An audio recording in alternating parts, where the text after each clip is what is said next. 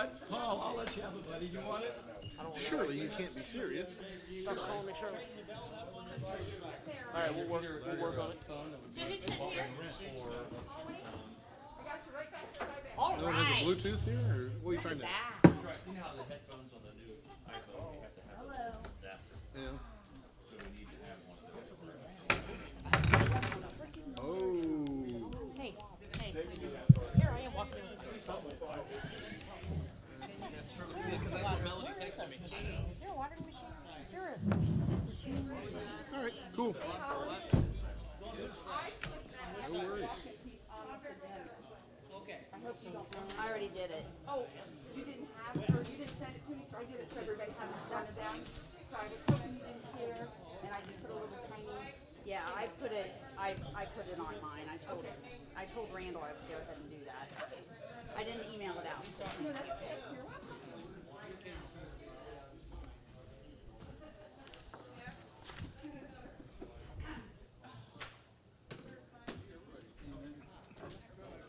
Bye, Bob. Sorry, you can't get rid of Bob. Yes, ma'am. Before I forget. Oh.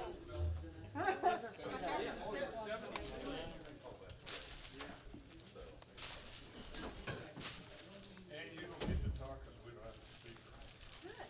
And you're gonna have to talk.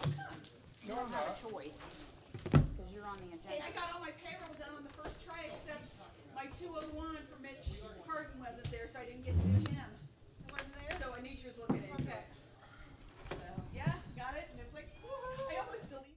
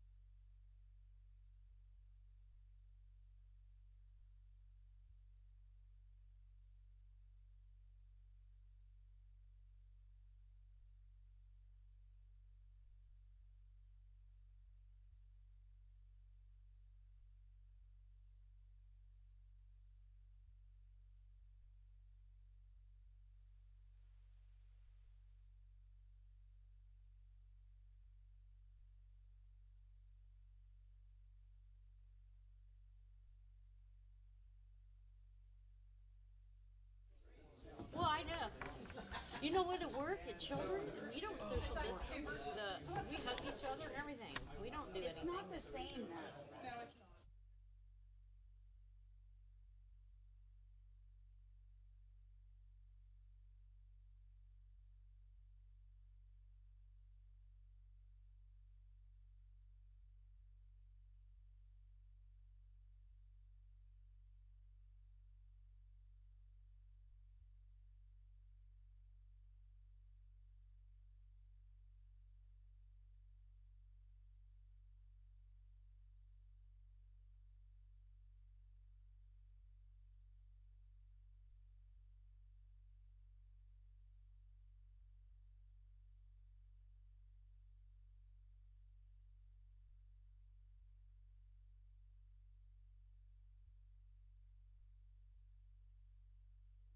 No, I don't either.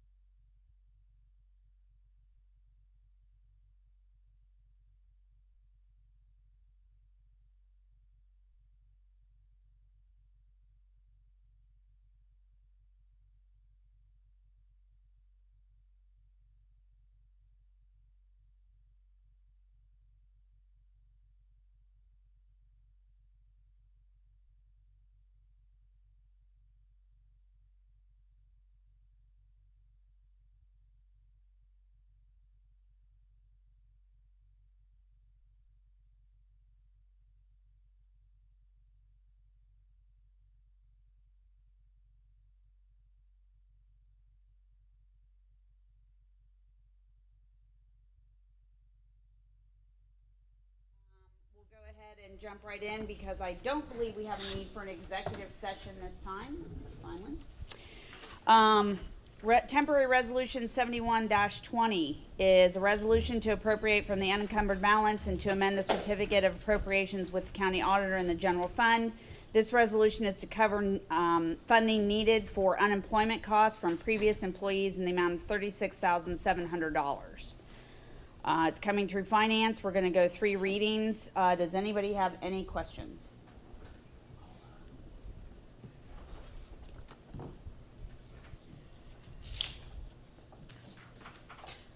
No, that's not this one. Okay, no questions, so we'll go ahead. Moving on to Temporary Resolution 72-20. This is a resolution to appropriate from the unencumbered balance in the .45 Police and Fire Levy Fund. 247, increase receipts and amend the certificate of other sources and appropriation with the county auditor. This resolution is to receive CARES Act money that was received for medical supply expenses related to COVID-19. Coming through safety, Mrs. Bobbitt. Thank you. Excuse me, is the chief there right now? Yes, he is. And would he like to speak to this? He's at the podium. Yes, I can. Well, tell him to go right ahead. Go Okay. ahead, Chief. This was the first round of the CARES Act from the Health and Human Services. This was based on the 2019 Medicare billing that we did. It was a formula the federal government had set up. So it was $38,404 is what we took in. It has to be used for COVID-related to prevent, prepare for, and respond to the N19. So it has to come back into our account. We've spent it, and so we're asking to put it back in, according to the attestation that we signed. Okay, thank you, Chief, and I'm going to ask for that we suspend this evening because it's money that we can get over and get in that line item. Okay, and I have Mr. McDaniel as your second. He sure is. Thank you. Thanks, Chief. Any other questions on Resolution 72-20? I can't see you all down there, so you're going to have to yell at me if you do. Okay, Temporary Resolution 73-20, a resolution approving and authorizing the mayor to submit to the U.S. Department of Housing and Urban Development Lancaster fiscal year 2020 Community Development Block Grant Annual Action Plan and Statement of Objectives and Amendments. This resolution is for the anticipated receipt of Community Development Block Grant, CDBG funding, in the approximate amount of $504,461 coming through Economic Development. Mr. McDaniel. Yes, I'm going to ask the Community Development Director to come up, Linda, and give us an overview of this legislation. Hello, Linda Berge-Disser. Linda Berge-Disser. Excuse me.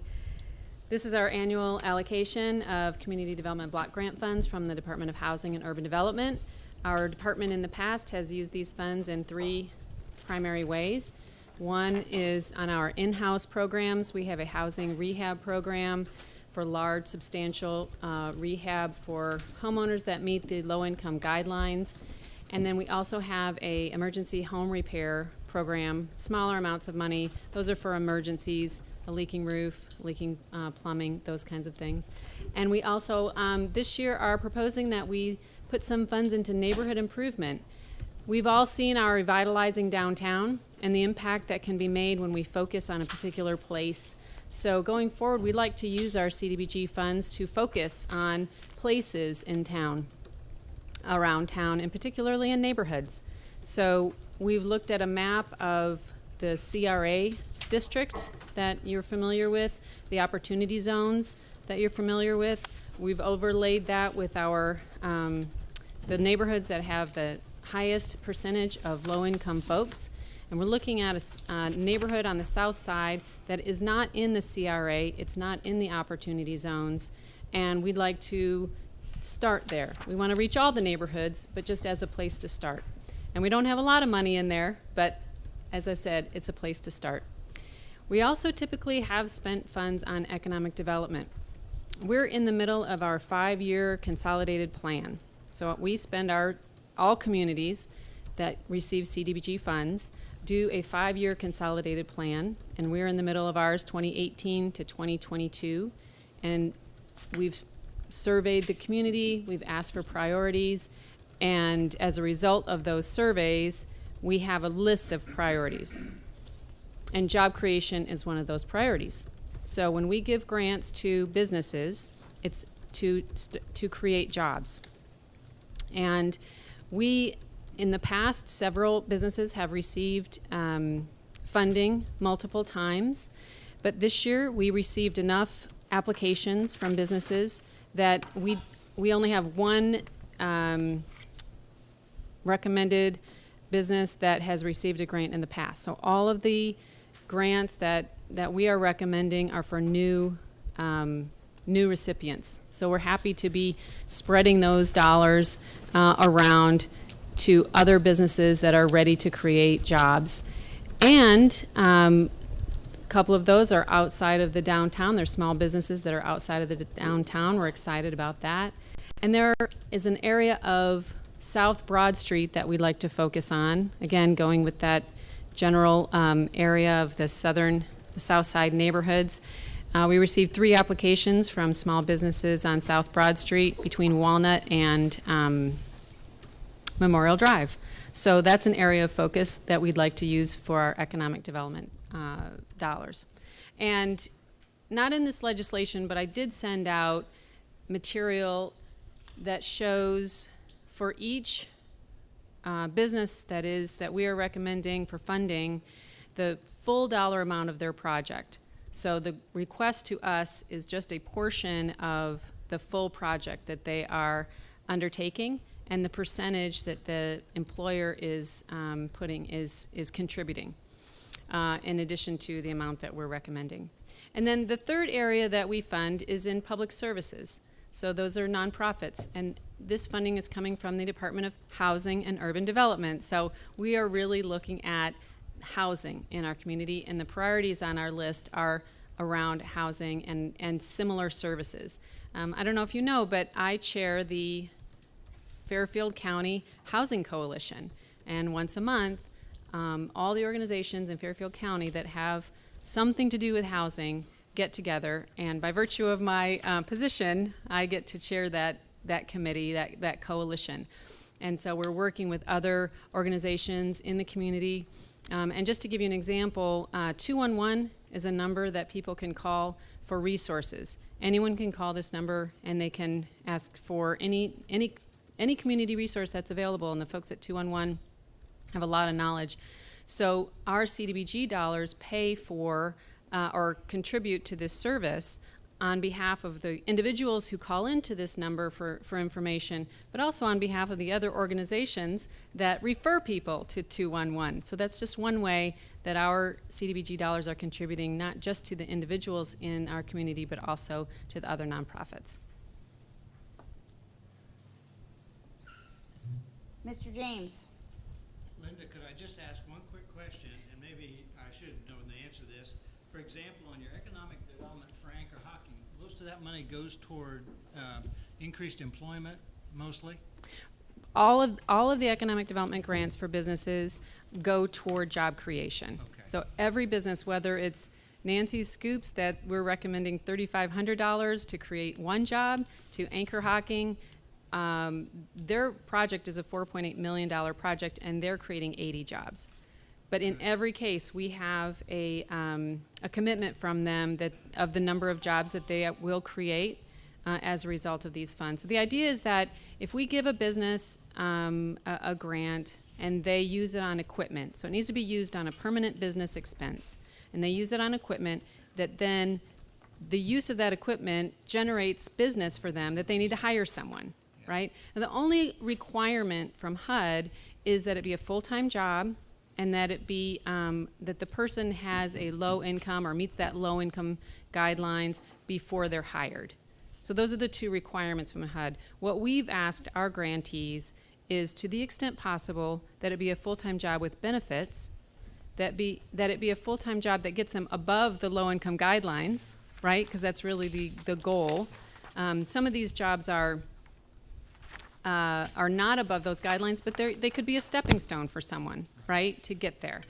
we ask that they hire someone who lives in Lancaster. So we're creating, the idea, the spirit is that we're creating jobs for people in Lancaster. And then we're also asking that they hire people who were previously unemployed or underemployed. So those are the goals of our economic development program. And it's usually not a specific number of people that the companies have to commit to, that they hire. It can be 1, 2, whatever. HUD is not telling us, they have to create a certain number of jobs. We've asked each employer, and they've told us how many that they will create, and that's the number that we are holding them to. Yeah. And then you obviously follow up with them at some point in time in the future to see if that actually took place. They do need to submit paperwork, a pay stub for that person, the driver's license for that person. The employee needs to fill out some paperwork to us. We don't ask for their tax returns, but we don't get that detailed. But to the extent that there is paperwork that they fill out, that they are required to fill out and submit to us. Yes. And these are all great questions, by the way. One other quick question. I know that your total proposed program funding was a little over, almost $518,000, but you're only showing in the legislation $504. There's a little difference in that. Yeah, I was curious about that. I'm not sure why the legislation says 504. We have an additional $13,482 that is being reprogrammed from previous years. So those were awards that were made. The business went out of business. They returned the funding. And that makes the difference. That makes and I did submit a sheet with that, but I don't know why it's not in the 504 number. It's already appropriated. Because it's already appropriated. Okay, that's why. But that's That you and me explains both. it. We're new at this, I'm good now. that's the difference. So Thank you. any funds that don't get spent in previous years and that are returned to us, or like I said, a business that closes, we reprogram that, reappropriate that. Any other questions? Mr. McDaniel, who's your second? Mr. Stoughton, if you would. Don, I'm gonna have to abstain on this, so. Okay. Mrs. Town, I guess it'll be me. and this is the first of 3 readings. Okay. Thank you. Thank you. Holly, I have a question, this is Melanie. Okay, Melody. I couldn't hear Don, is he abstaining, because if he, not abstaining, is he going to, pass this on first reading? Because if he is, then I do have some questions. If not, I'm gonna call Linda tomorrow. No, it's 3 readings. Okay, I did not hear that. Thank you so much. Okay. Next resolution is 74-20. This is a resolution adopting the 2021 tax budget of the City of Lancaster for the fiscal year beginning January 1st, 2021, and submitting same to the Fairfield County Auditor. This resolution relates to adopting the 2021 tax budget for the city, and in order to comply with the revised code, we need to have a public hearing on this. Oh, joy. It has to pass before June 22nd because the deadline to file is July 1st. Right? Right, has to be passed on the next council meeting. Yes. So can you give us a rundown of where we are? Because I know you were still waiting on some people to get back to you. I'm currently still waiting on some departments to get back with me, and I'll get with them tomorrow. I apologize for not getting the documentation to you. I will get an email to everybody by hopefully later tomorrow, so you guys can review and ask questions. Again, this is an annual piece that we're required to do by the County Budget Commission. Everybody submitting their estimated revenue and estimated 2021 budgets. And it's just part of an ORC code that every government entity in Fairfield County is required to do. So again, I apologize for not having that exhibit tonight. I will get that emailed to everybody quickly. Mr. Stoughton. Auditor Nettles, I, for the life of me, can't understand why you don't have a budget to present to us today. This isn't, we do this every year, and it's 2 readings. It makes no sense to me that you wouldn't have that prepared for us tonight. I'm in the process of also doing a whole system conversion that was effective June 1st that we're working on right now. So again, I do apologize. I will get that to you tomorrow in PDF and Excel format. I prefer Excel, please. You'll have it. Thank you.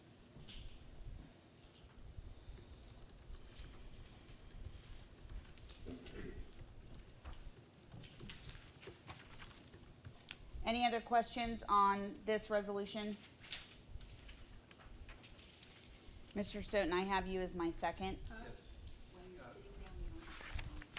And we'll go with 2 readings, and we'll have a public hearing on the agenda for June 22nd.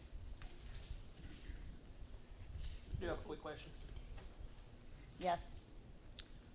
So what would happen if we just didn't submit it? This is personal for you, right? Yeah, a little bit. Not sure, to be brutally honest, of what would happen if we did not submit it. Wonder if we should find out. Well, No. since we don't have one already, why don't we just? Just let it roll? All right, well, I was just curious. We knew. We can move ahead. Yeah. Okay, any other questions on this resolution? Okay.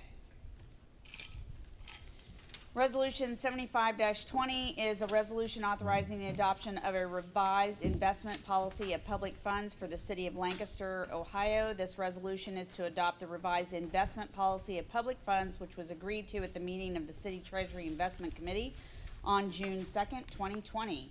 Treasurer Wolfinger. Thank you.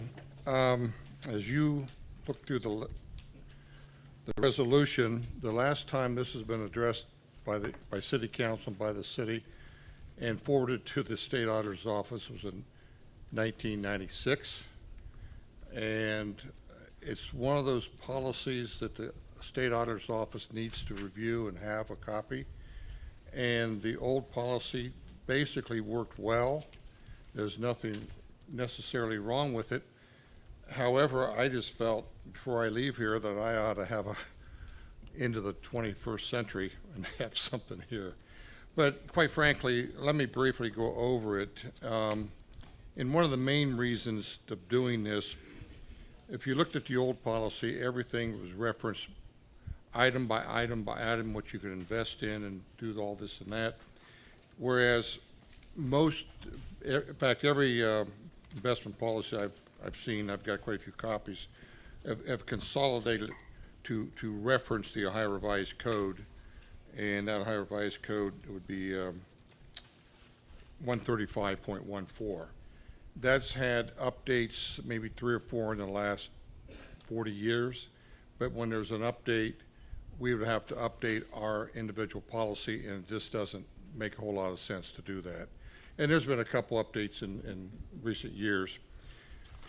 So obviously, none of you have really dealt with this. This was reviewed with the City Investment Committee, which is part of the Ohio Revised Code, comprises of the mayor, the law director, and the auditor. I am not a voting member of that committee, but I presented it to that committee a couple weeks ago, and thus we have it today. But I thought it would take a couple minutes if we have time, that the objectives of our investment policy, number 1 is safety of our investment. Number 2 is liquidity, and we want to have some liquidity based on needs for our funds as we go forward. And also, the third would be yield. Everybody knows your investments make money, have a yield, but we don't want to sacrifice risk for that yield or put us in a position of liquidity needs that we need the money now, and we would have to sell security potentially at a loss. And along with that, when we look at that portion, and it's also in the ORC, that we cannot make investments, purchase investments with the idea of trading them for a profit. The intention is if we make an investment for 4 years, that we would hold that investment to maturity for 4 years. Based on where the market can go up and down, we can have a quick premium, and we could sell that and make some money for current year. However, the reinvestment will be at a lower rate, and you're not going to have that kind of return going forward. We talk about prudence, we talk about ethics, we talk about the dealing with the financial institutions and dealers. And again, the authorized investments is 135.14.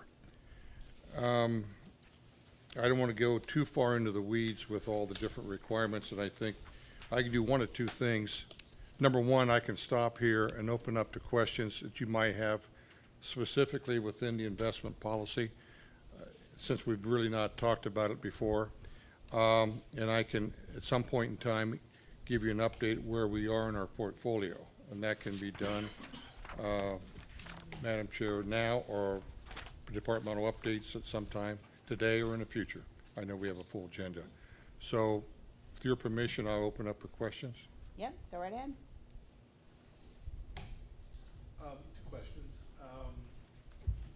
Why aren't you on the committee? Because the Ohio Revised Code didn't see fit to put me on the committee. Okay, so this is the No, the reality of it is, the government is all about checks and balances, and it wouldn't make sense for me to be a voting member of a committee in which I'm making the decisions. Yeah. And that's why you have the auditor, the law director, and the mayor.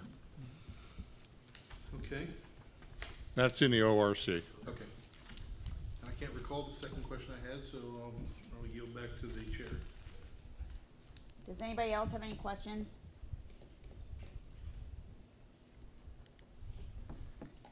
I don't see any. But actually, I have thought of a Oh, second. now he's got it.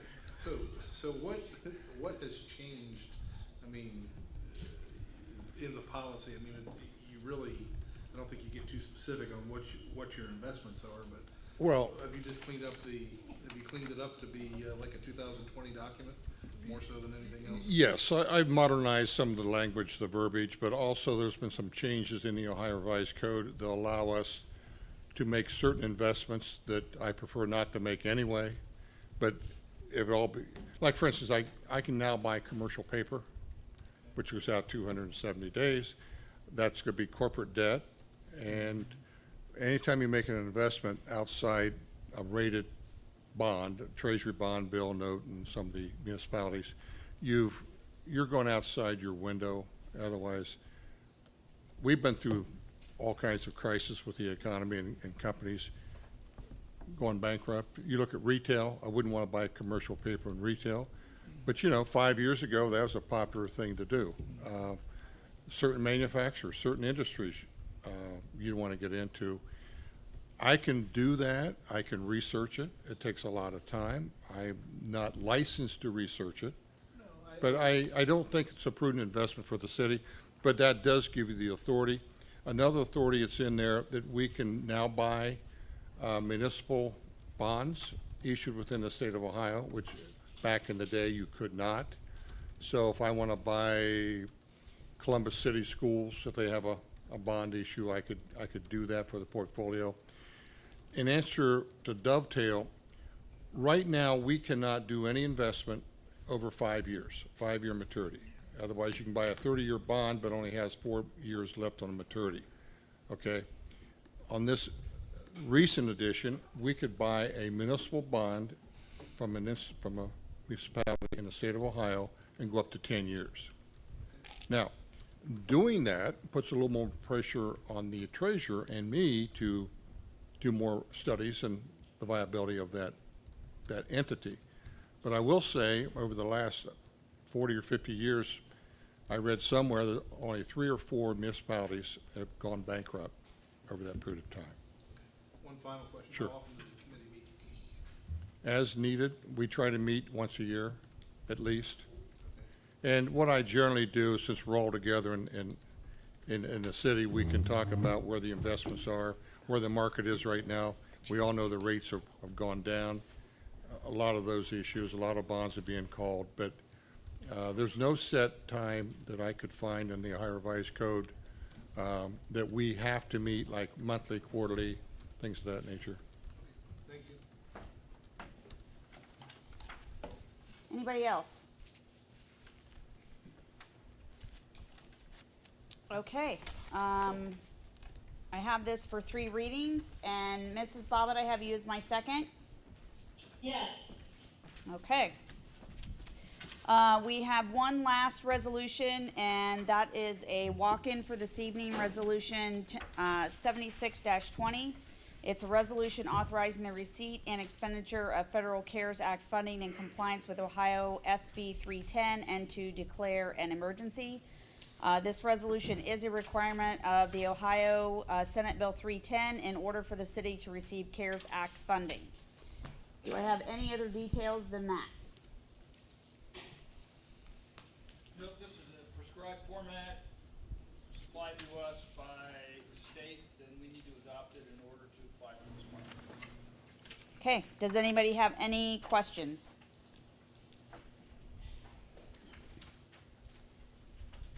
Mr. Stoughton, I have you as my second, and we will be asking for suspension on this evening.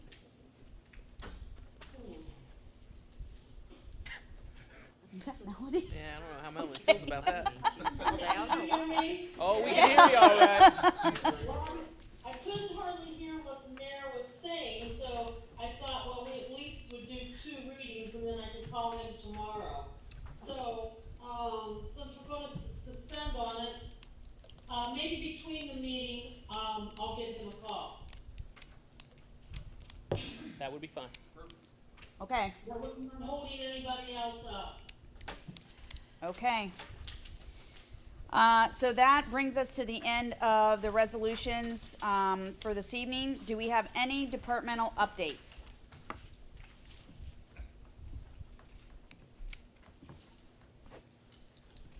Not seeing any, we'll move on. I'll turn the floor over to President Uhl for tonight's meeting prep. Thank you, Madam Chairperson. We have 2 ordinances tonight, 1120 and 1220. The first one is to vacate a portion of Fulkerson Avenue. This coming through Economic Development. Mr. McDaniel. Yes, we discussed it at a recent meeting. This is to allow some a parking area for development that currently doesn't have any, and this is not roadway that we would use or develop. But Mitch, would you want to finalize some comments on that, please?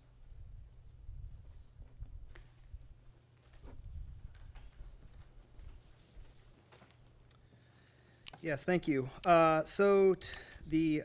ordinance before you, the 2 that are there would be, what is that, 1120 and 1220, essentially go hand in hand as far as the vacation of Fulkerson Avenue at the end there of Walnut Street.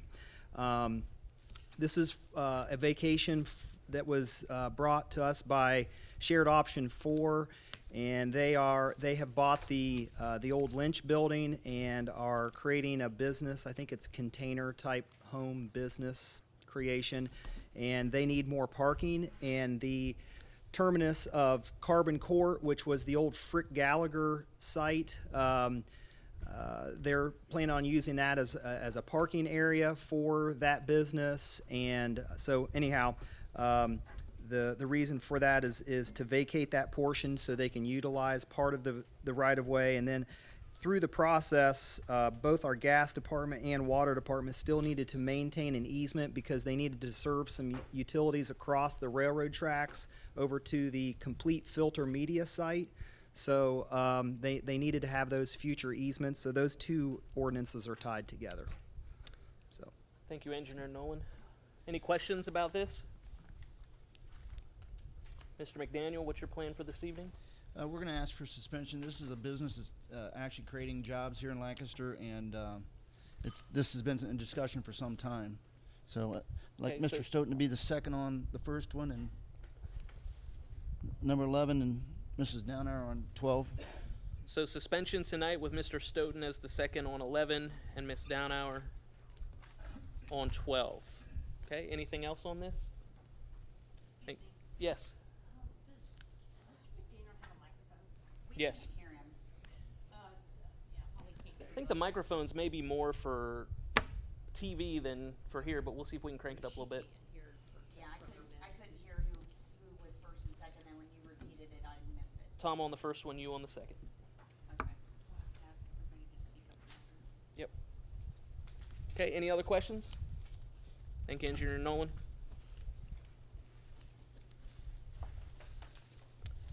That's all the meeting prep for tonight. I'll turn it back to the chairperson. Thank you. Are there any other items for finance? If not, I'll entertain a motion to adjourn. I make a motion that we adjourn. I have a first and a second. We are officially adjourned at 6:36. The regular meeting of Lancaster City Council will begin at approximately 6:40.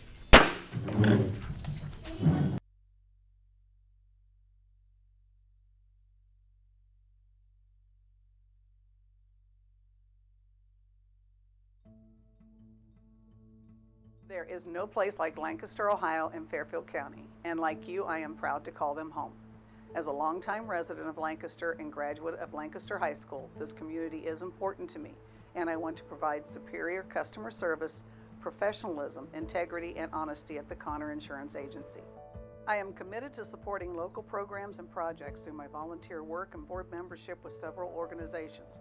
It has been a great honor to work with all the first responders throughout Lancaster, Fairfield County, and the state of Ohio to put on Kids and Cops Day, to be a part of Shop with a Cop alongside the Lancaster Police Department and JFS, and to help Lancaster Foundation raise funds to support our local public schools and teachers. These men and women work hard to protect and support our community, and I would like to take this moment to say thank you for all they do. My goal as a business owner and insurance agent is to provide my clients with the most appropriate services and coverage for their needs at a competitive rate. As an independent agent, I have several carriers to choose from so I can customize your insurance coverage to fit your needs and desires. I strive to make sure there are no gaps in your coverage that could be harmful, and just as important, that you are not overinsured. I look forward to serving your insurance needs now and in the future. At Connor Insurance, we are here to serve you by protecting what is important to you. Please contact my office at 740-654-2848 for a full list of services and carriers, or visit my website, ConnorInsuranceAgency.com.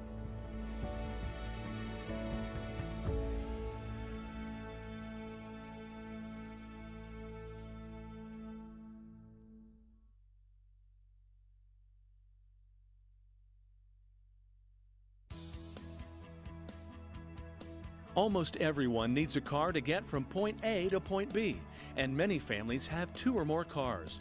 At Carriage Company, located at 1031 North Memorial Drive in Lancaster, we specialize in hard-to-find used cars. We can help you find exactly what you're looking for. Come into the Carriage Company and check out our sweet deals. Stop by today and let us help you, or visit us online at carriagecompany.com. The Frankie Smith Funeral Home and Crematory in Lancaster and the Johnson Smith Funeral Home in Baltimore have a long and wonderful history of serving our community. Feel free to give us a call at 740-653-0652. Stop in and see us at either of our 2 locations, 405 North Columbus Street in Lancaster and 207 South Main Street in Baltimore. Respect for tradition, regard for change.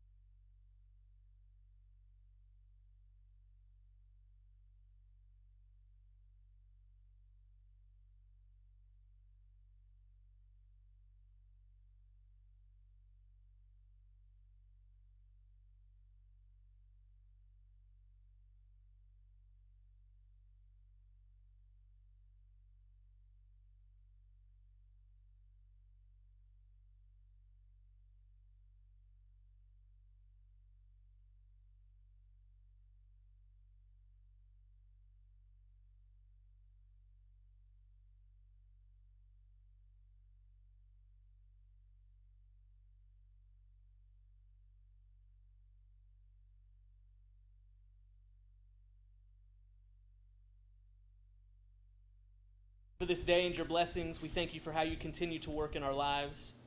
Lord, we know across our country there is significant unrest, concern. We know, Lord, there's institutional prejudice and racism.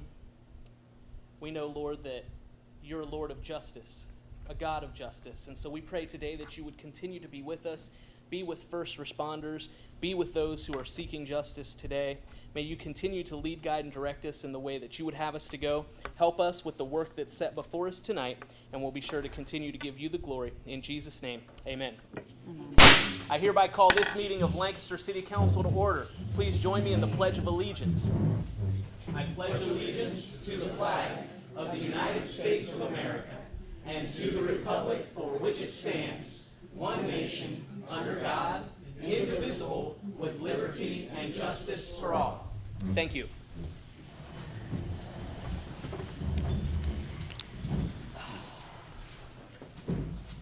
For any member of council who's here tonight, I'll just ask that you speak as loudly as you can. I did note that at the end of our finance time that really the microphones aren't piped into anything so much here as much as they're for broadcast, so we need you to speak very loudly. For those who don't have a microphone in front of them, if you need to speak tonight, we're going to need you to find a microphone probably up at the podium, so we'll ask that you do that. With that, please call the roll. Mrs. Bobbitt. Here. Mrs. Downauer. Here. Mr. Hall. Here. Mr. James. Here. Mr. Matlin. Here. Mr. McDaniel. Here. Mr. Schoonover. Here. Mr. Stoughton. Here. And Mrs. Teener. Here. Let the record reflect that all 9 members of Lancaster City Council are in attendance tonight. Reading and disposing of the journal. I'd like to present the regular meeting minutes dated May 18th, 2020. Mr. President, I'd like to make a motion to receive and file the journal. Second. We have a motion and a second to receive and file the journal. Any discussion? All those in favor signify by saying aye. Aye. All opposed, same sign. Motion carries. Reports of city officials. Email dated May 20th, 2020 regarding draft meeting minutes submitted by Mr. Stoughton. Email dated May 20th, 2020 regarding Economic Development Committee agenda submitted by Mr. McDaniel. Email dated May 21st, 2020 regarding Safety Committee cancellation submitted by Mrs. Bobbitt. Email dated May 21st, 2020 regarding CDBG FY 2020 public hearing number 2 submitted by Linda Berge, Executive Director, CDBG. Email dated June 1st, 2020 regarding River Valley Highlands Roads updates by Service Safety Director Paul Martin. Email dated June 4th, 2020 regarding Service Committee meeting agenda submitted by Mrs. Teener. Email dated June 5th, 2020 regarding Monday night's meeting submitted by President Wool. Email dated June 8th, 2020 regarding water pollution meeting agenda submitted by Mr. James. And finally, an email dated June 8th, 2020 regarding Finance Committee meeting agenda submitted by Mrs. Downauer. Mr. President, I'd like to make a motion to receive and file reports of city officials. Ms. Bobbitt? I couldn't hear him at all. Second. Thank you very much. We have a motion and a second to receive and file reports of city officials. All those in favor signify by saying aye. Aye. All opposed, same sign. Motion carries. Are there any communications? There are email dated May 28th, 2020 regarding River Valley Road submitted by Sarah Bruning. Email dated June 3rd, 2020 regarding It's Time to Act submitted by Luke B. Changet. Email June 5th, 2020 regarding petitions for June 8th, 2020 public hearing submitted by Madonna Adcock. Email dated June 5th, 2020 regarding the flats and vacation of Lowell Drive submitted by Attorney Ray Mahalski. And finally, an email dated June 6th, 2020 regarding road conditions Memorial Day weekend in River Valley Highlands submitted by Kim Anderson. Mr. President, I'd like to make a motion to file and receive the communications. Second. We have a motion and a second to receive and file communications. All those in favor signify by saying aye. Aye. All opposed, same sign. Motion carries. Do we have any special presentations or awards tonight? There are none to be presented. Are there any petitions or memorials? 4 separate petition sheets, including 33 signatures regarding the opposition to temporary ordinance 4-20 for the rezoning of the 18.939 acre property between North Memorial Drive and Columbus Street Nelson Road were received on Friday, June 5th, 2020 at 2:03 p.m. from Madonna Adcock. A complete copy of these petitions was forwarded to each council member and are available to the public online or by contacting the clerk. Mr. President, I'd like to make a motion to receive and file the petitions. Second. We have a motion and a second to receive and file the petitions. All those in favor signify by saying aye. Aye. All those opposed, same sign. Motion carries. During this time at Lancaster City Council, we set time aside to allow the voters and taxpayers of the city to address City Council on any item or issue that you would like. If you're interested in addressing Lancaster City Council tonight, we ask that you come forward to the podium, state your name and address for the record, and then record the same on the document that's up here in the front. We'd ask you to keep in mind that the rule for City Council is 5 minutes during this particular period, so you have 5 minutes to speak on any item or topic that you would like. In accordance with the rules of council, City Council members will not respond to you during this time. Let me clarify, if you're here for a public hearing, this is not that time, and so this would be for any other item aside from the public hearings that many of you are here for tonight. With that, is there anyone who would like to address Lancaster City Council this evening? Very good. We will move ahead. Thank you for being here. There are reports of standing committees. Finance Committee meetings for May 18th, 2020, submitted by Mrs. Downhour. Water Pollution Control meeting minutes for May 13th, 2020, submitted by Mr. James. And finally, the Code Enforcement and Zoning meeting minutes for June 1st, 2020, submitted by Mr. Matlin. Mr. President, I'd like to make a motion to receive and file the reports of standing committees. Second. We have a motion and a second to receive and file the reports of standing committees. All those in favor signify by saying aye. Aye. All opposed, same sign. Motion carries. Reports of special committees. There are none to be presented. We have 3 public hearings before us tonight. We are going to amend the order of these hearings since, given the number of people who have signed up, we know that you are mostly here for temporary ordinance 4-20. So we're going to move temporary ordinance 5-20 to the front, then temporary ordinance 6-20. We will then move back to temporary ordinance 4-20. Let me explain how a public hearing works. It does not work in the way that I explained that the voter and taxpayer time works. In a moment, I'll ask the clerk to read the preamble of the ordinance that we're considering in this public hearing. After she does so, we will pass off to the sponsor of the legislation, who will have opportunity to make comment. Once comments have been made, we will open the floor. First, we will have any proponent of that particular ordinance come forward and speak in favor of it. After that, we will have any opponent, anyone against it, will be invited to come and speak against it. After we do those things, there is rebuttal, where once again proponents will be invited to come and speak in favor of that particular ordinance. Then we will have the opponents come and speak against. Please note, in order to speak the second time during rebuttal, you must have spoken the first time in the process. You are not permitted to speak in rebuttal if you did not offer comments in the first round of opponents or proponents. Given that, I'm going to ask that the clerk read the preamble for temporary ordinance 5-20. An ordinance amending the zoning map for the 21-acre property consisting of 3 parcels located along Campground Road, including the existing residence address 1443 Campground Road, parcel number 053-100-4100, 053-100-4300, and 053-100-4110, offered by Mr. McDaniel. This is coming through Economic Development. Mr. McDaniel, do you have any opening comments? I have none personally, but I would like the engineer to come up and discuss the planning commission approval of this and give us an overlay of the legislation.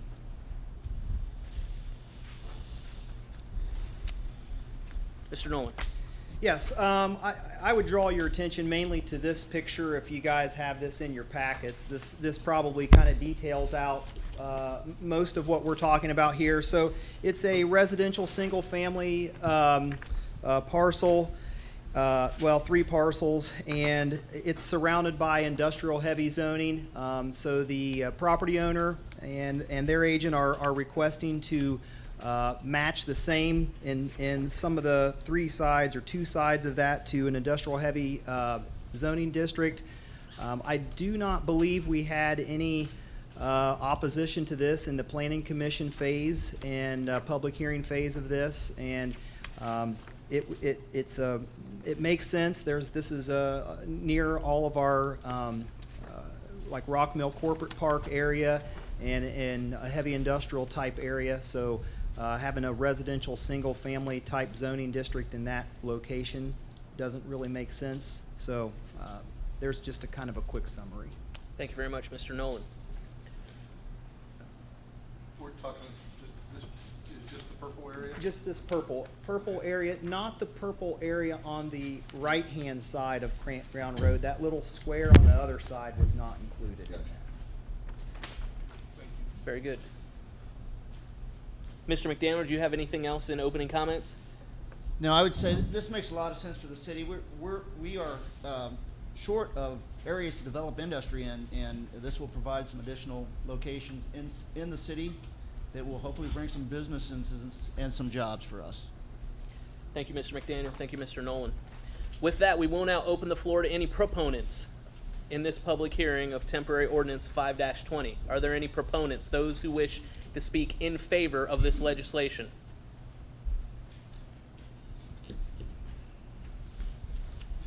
Mr. Vandervoort. Good evening. My name is Jeff Vandervoort, attorney representing the proponents, the Craner family. Tracy and Tony Craner as one property owner, and daughter-in-law Emmy Craner as the adjoining property owner. Petitioners respectfully request the zoning change from residential RS1 to heavy industrial. With that, I just want to appear and be here to answer any questions. Thank you very much, Mr. Vandervoort. Does anyone have any questions? The one other thing that differs in a public hearing from our voter and taxpayer time is Lancaster City Council members do have the opportunity to question you if you come and speak. So are there any questions for Mr. Vandervoort this evening? Jack has one. Yes, Mr. Mallon. Do the owners have a plan for the property, or are they just doing this to try to attract? No strict plan at this point, but they do feel it makes the property consistent with the adjoining properties, and feel like it's a better, more useful purpose for the property than to be residential because of the surroundings of industrial. So they're making it consistent and feel like it's a better use for the property. Any further questions? Okay, thank you, Mr. Vandervoort. Appreciate you being here. Yes, sir. Are there any other proponents who would wish to speak in favor of this ordinance, 5-20? If not, are there any opponents, those who wish to speak in opposition of this particular piece of legislation? Okay, seeing none, we'll return to proponents. Do you have anything else, Mr. Vandervoort? Thank you. There were no opponents, therefore I will turn it back to Mr. McDaniel for final comments. I would say I agree with Mr. Vandervoort. I think this makes a lot of sense for this particular property. It's in the area of town where industry is growing, and people are looking at those areas to bring their businesses or their particular jobs to Lancaster, and I think it's an opportunity for all of us. I will be removing this from the table and looking for passage. Thank you very much. Any other questions from Lancaster City Council this evening? We will have opportunity to discuss this once it's off the table tonight before it comes to a vote. Seeing no one, we'll declare that the public hearing for temporary ordinance 5-20 is closed. We'll now open the public hearing for temporary ordinance 6-20. The same rules exist and will remain in force for this particular public hearing. Ms. Sandy, please read the preamble.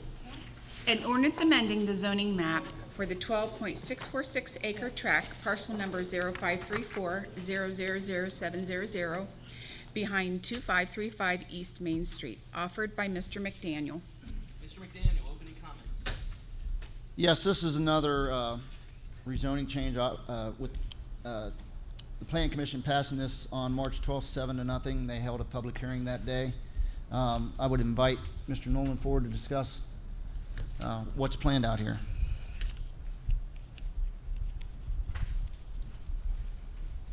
Mr. Nolan.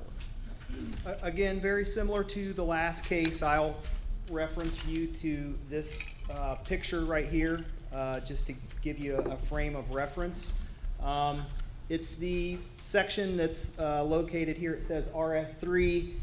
It runs up to Marietta Road and then kind of runs, and you'll see it's a little weird in the sense of the graphics, how the front is orange, which is a commercial general district, and it kind of surpasses the back property lines of some of those parcels that exist along Main Street there.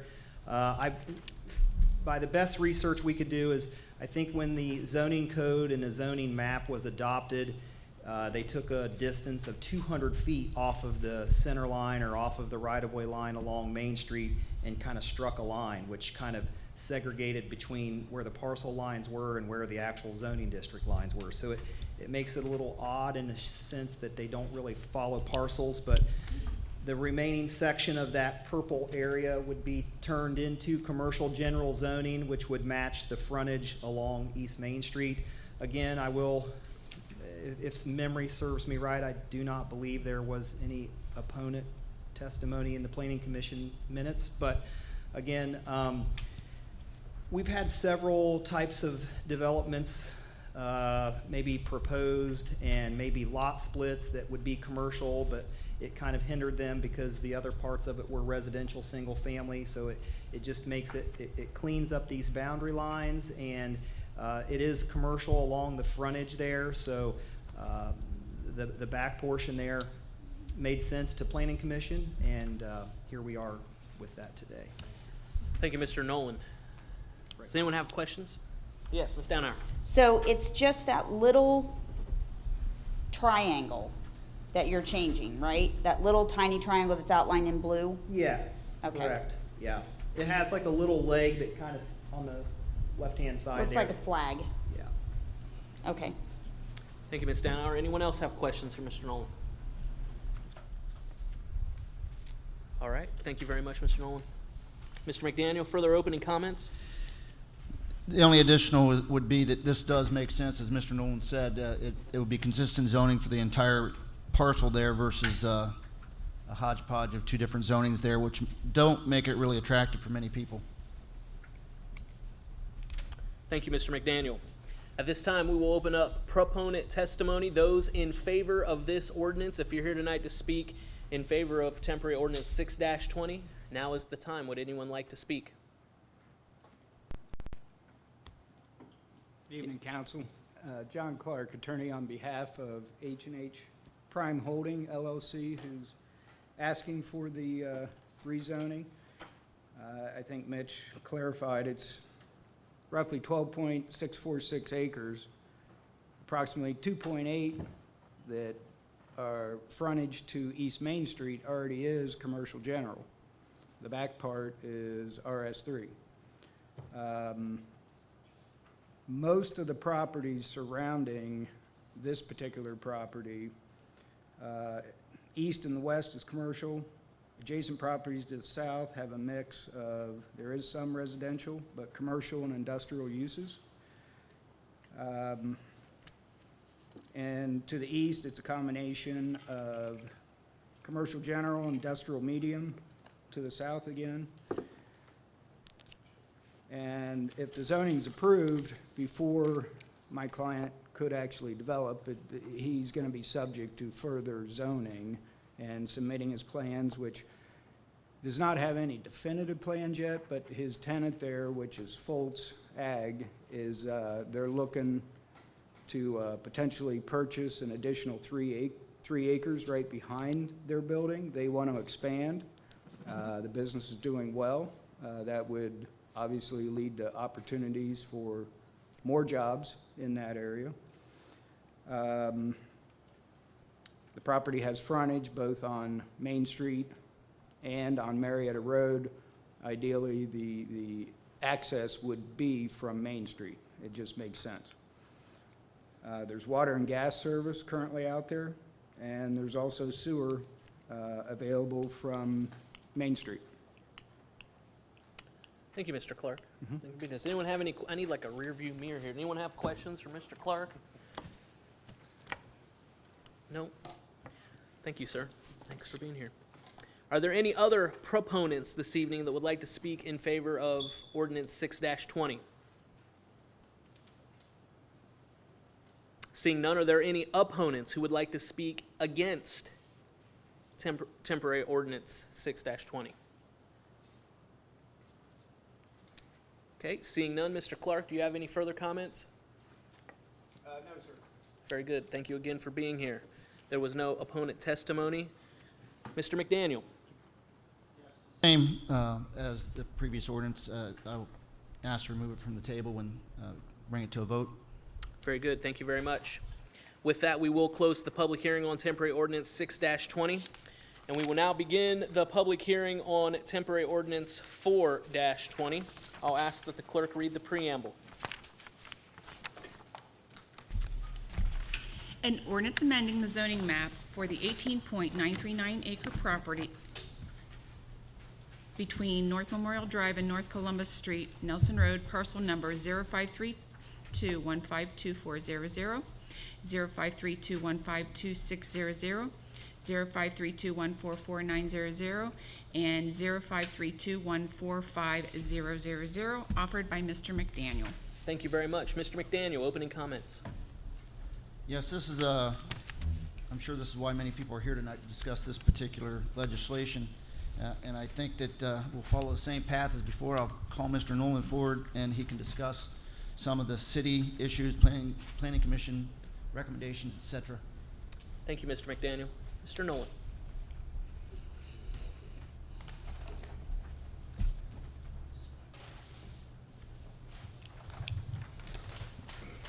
Okay, I'm sure this is why most of the folks are here tonight for this particular zoning change. I'm just going to hold this up for just now. So many of you might have seen this from the beginning. It's kind of a plan view of all of the different kind of layouts for the actual apartment complex that's proposed here. As you can see from this map here, the main, I can't remember the total amount of apartments. I think it's 222, I believe. The main access points are here from Lowell Drive, and another access point through this private egress easement over here by Sherwin-Williams that gets to the back side of this. And you probably have seen the new Firestone store that's being built out there right across from where Sherwin-Williams is located.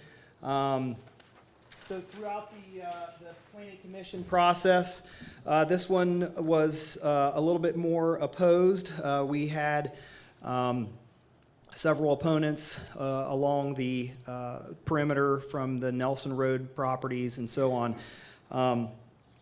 To give just a little overview, so it's an RS3 zoning district, and it's changing to an RM2 with a PUD overlay. So that PUD overlay stands for its planned unit development. So there are a few little nuances within the RM2 zoning district that they don't meet. Very minor, a few of them. Like building height, I think the maximum is like 35 feet, and some of their buildings are at 38 feet. And a couple other little small nuances. So that's the reason for the planned unit development. When they come to us with this very specific plan and they can do a planned unit development, it almost, they are really close to a certain zoning district, but then they overlay it with a PUD, and they take care of all those things as part of variances through that process. There is a process for amending that, and there's minor modifications or major modifications, and it's defined in the code. So if they were to change it and it was a major modification defined in the code, it would have to come back through Planning Commission, through City Council. If it's minor, it can be done administratively. Again, those things are defined within the code. Just to go through a couple of the things here.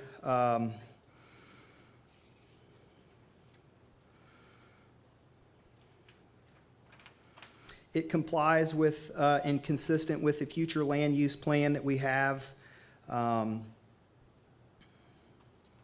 And also, one of the other variances that was documented in the report it was through the public sites and open spaces, and through the park board, they did allow for some credits through the park board because they were creating certain types of internal parts to their system that would alleviate maybe use at the public parks. So the park board voted to allow them certain amount of credits and dollar amounts, which was approved through Planning Commission. Other than that, is there any questions? Anyone have questions for Mr. Nolan? Yes, Ms. Downhour. Mitch, how much space is, on that drawing that you showed, that back row of apartments, how much space is between that and the houses on Nelson Road? I believe we did some measurements on that, and it's close to probably the closest point that you would have is near that dog park section there, and there's a back corner from the Nelson Road properties, and I don't know if you can see that. I believe that's around 100 feet from the back property line to the dog park fence. And then other areas along through there, it was greater than 100 feet from those properties. They do show some building setback lines along the backside and around the entire property, and I had some phone calls that people were concerned that they were going to build buildings right up against those property lines along the backside of Nelson Road. There is a FEMA-regulated floodplain and floodway back through there, so there's not any buildings that are being proposed there. The layout is kind of a what you see is what you get type of thing through the PUD process. So hopefully does that answer your question? Yes, thank you. Thank you, Ms. Downhour. Other questions? Mr. James. I'm sure there's going to be some concerns about the additional traffic on Memorial Drive with 2 more points of entry, and if I remember correctly, and from I looked at the plans, the Lowell Drive is going to be, if you're traveling north on Memorial Drive, a right-hand in and a right-hand out. That's You correct. will not be able to make a left-hand turn out of there. Is that correct? That's correct. Yes, the Lowell Drive access is a right-in, right-out access. And there was a traffic impact study performed. And again, if you remember from our timber top discussions, through my office, we have a consultant that does a lot of review for us through the traffic impact study process, and they've reviewed it. There wasn't a need for improvements on Memorial Drive in terms of drop lanes, decel lanes, those types of things. It operated at the same levels of service. There was a need, or they didn't quite address some of the traffic impacts that they were going to impact to the Sherwin-Williams store and blocking parking. So, and this, if you remember correctly, the Lowell Drive and Emerson Boulevard right-of-way vacation, these things kind of went hand in hand with each other when this process started. So we have a right-of-way vacation, plus we have the zoning piece of this that kind of work together. But over on the ingress-egress easement side by Sherwin-Williams, through the development of Firestone, plus the development that TNR Properties is working here, we have required them to add some pavement width along that ingress-egress easement and to stripe it in a different fashion to help mitigate traffic through there. Even though it wasn't maybe warranted through the traffic impact study, I felt it was a requirement to help alleviate maybe concerns with parking along that side if anyone has driven up through there and there's parked cars along the Sherwin-Williams store. So. Okay, thanks. Anyone have anything else for Mr. Nolan? Yes, Mr. Stoughton. I just have a question about Lowell Drive. Is it currently a usable street now? It's not. It is a platted street, undeveloped. Okay, so it's never dumped out onto Columbus Street never has. It has been platted and replatted over the past 60 years, I would say. Going back through the actual Van Gundy and the Colonial Estates subdivision, it has taken on so many different forms over the years, but this was the last one that was platted back, I don't know, in the late 60s, I believe. And so, Well, so is it, is it in the state of disrepair, or is it, let's assume we wanted to make that a street. Is it actually in conforming standards today, or is it something that would need a complete overhaul to be actually a functioning city street? it is not a city street. It's just basically a kind of looks like a gravel parking lot right now. If you see it today between the Ohio Health business and the Kokonis Furniture, it would just look like a gravel / concrete looking right-of-way that's just an undeveloped right-of-way that no one has improved. So. Okay, so and your time here in the city as engineer, has anyone proposed to develop this area and develop Lowell Drive to dump out onto Columbus Street? And I will say that, so since my time as the city engineer, or since my time with the city 7 years ago, this actual property has tried to be, I'll say, close to 10 different things. We've had various, Mr. Pettit has come through with various other types of developers and entrepreneurs that are looking to maybe use this property in a certain way. It's tried to be maybe office space at times. At one time, maybe a grocery store in the back with some different types of offshoots of maybe some housing or apartments and things. It's tried several times, and I will say it was a lot of the difficulty was obviously the zoning and the right-of-way, cutting up the property and making that more difficult, and going through this process, especially for a developer, is, you know, it's time consuming and expensive, and so that I think that kind of kept people at bay. So this was the most this has been the most thing that has stuck in the 7 years that I've been here. Okay, and one final question, if I might. Sure. So there is no chance that anything will butt back to those properties on Nelson Road, because that is truly a floodplain that could not be developed? So I will say this. So yeah, that's true. The only thing that maybe could have potential is just this little section out here that is on the other side that I believe was residential lots at one time. And if you ever drive by North Columbus Street and see like a guardrail that looks like it's out in the middle of nowhere, that's where that Lowell Drive section is. You know, maybe it could be something, but it would be very difficult. The grades are difficult through there. Thank you, sir.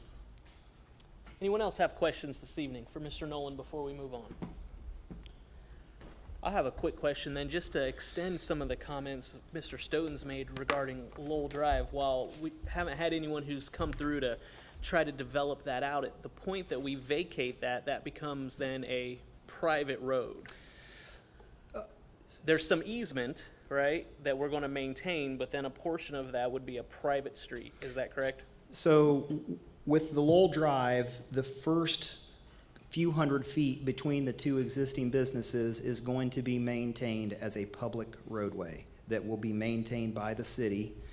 It's built by the developer, just like any type of thing that would happen in like River Valley Highlands or any type of public improvement. It's built to public standards, public thicknesses of pavement and all those types of things, sidewalk and associated items. Once you get past that specific back of the property out towards Columbus Street, that is the portion that would be vacated. And through the rules of reversion, when you vacate that property, the property owners that adjoin on each side take ownership of that, and that becomes private property that they can use at their discretion, which will be apartment complexes and parking lots.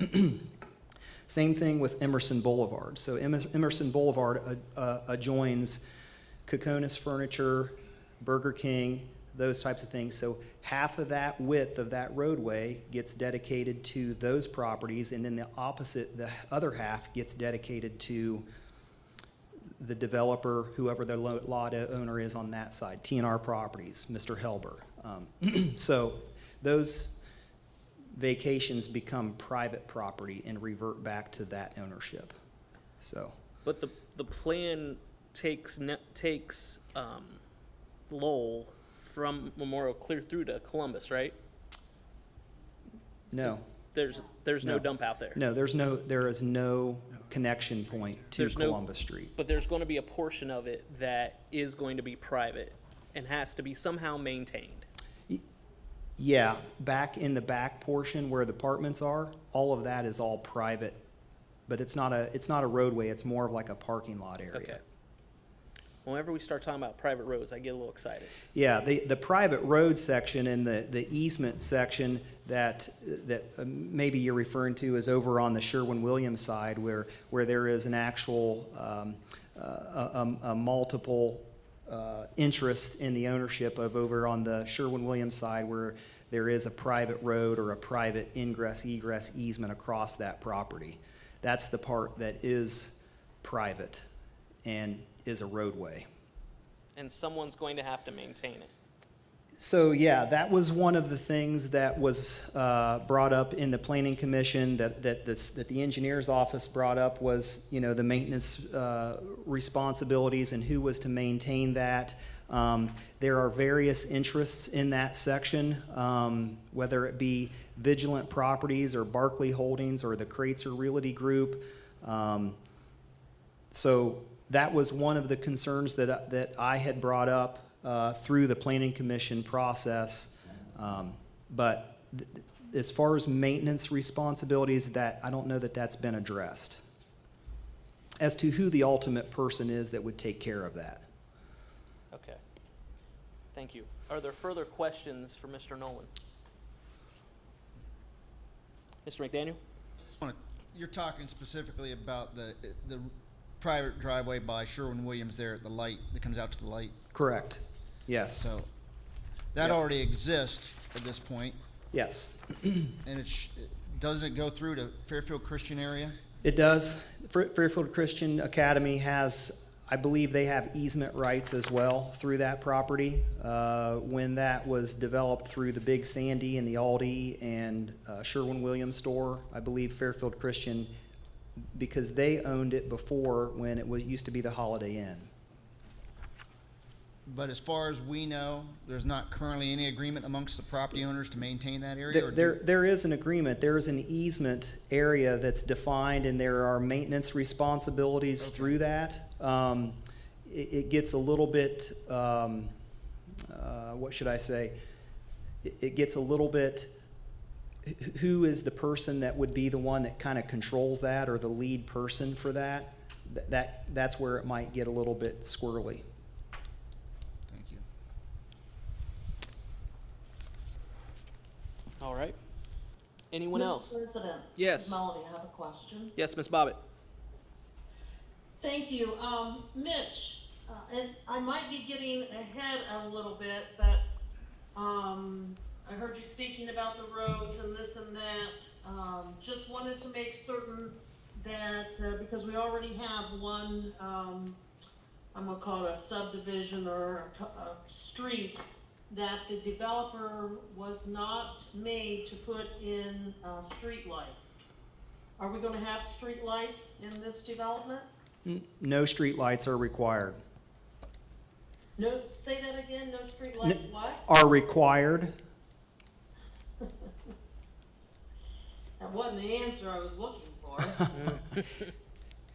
Yeah, the traffic impact study that was performed, the existing street light at the Big Sandy store or the Sherwin-Williams store, so they are utilizing that one as an existing light, and the one at Lowell Drive, which is a right in, right out, there's no light required at that intersection.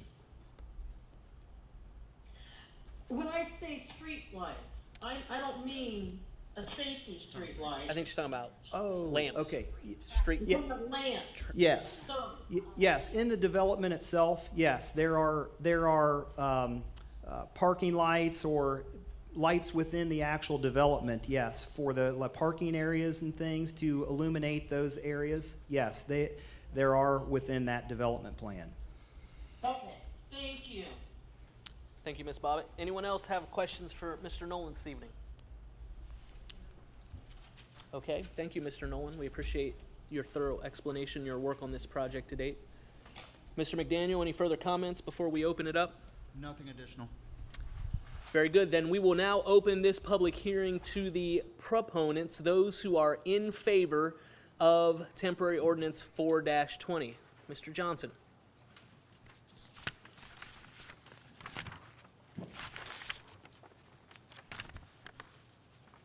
Good evening, council. I'm here tonight on behalf of Lloyd Helber, the property owner. Unfortunately, various health issues have prevented him and his wife to come tonight, so I'm here in their place, speaking in favor of this change in the zoning and the project for the developer.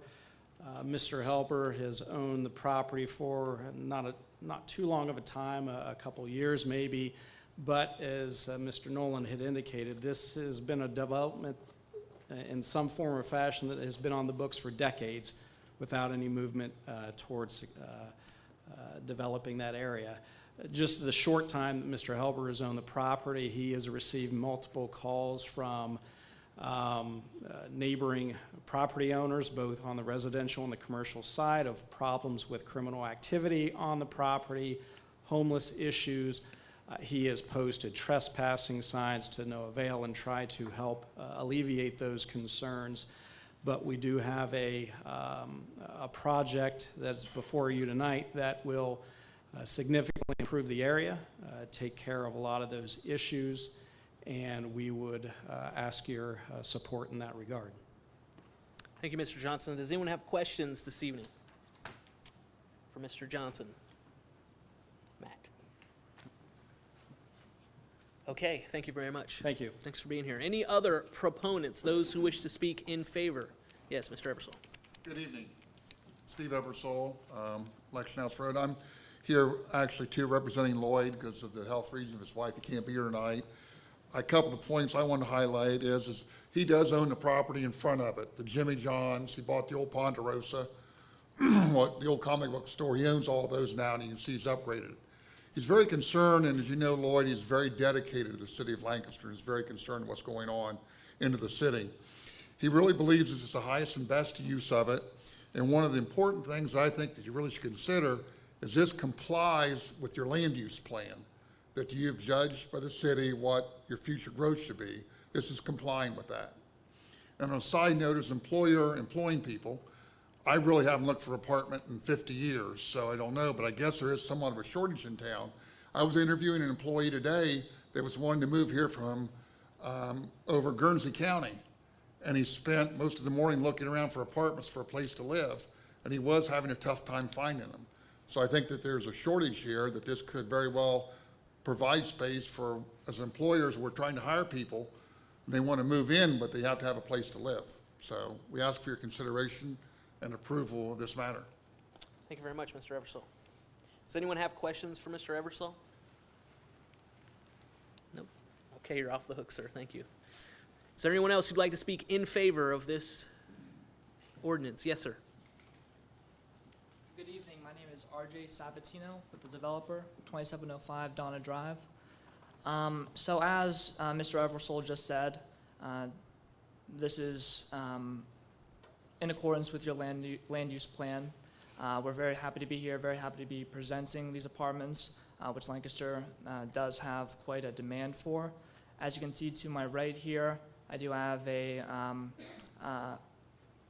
photographs of an existing development that we just completed up in the city of Delaware, the flats on Houck. We're using the same architect here, may have some different colors.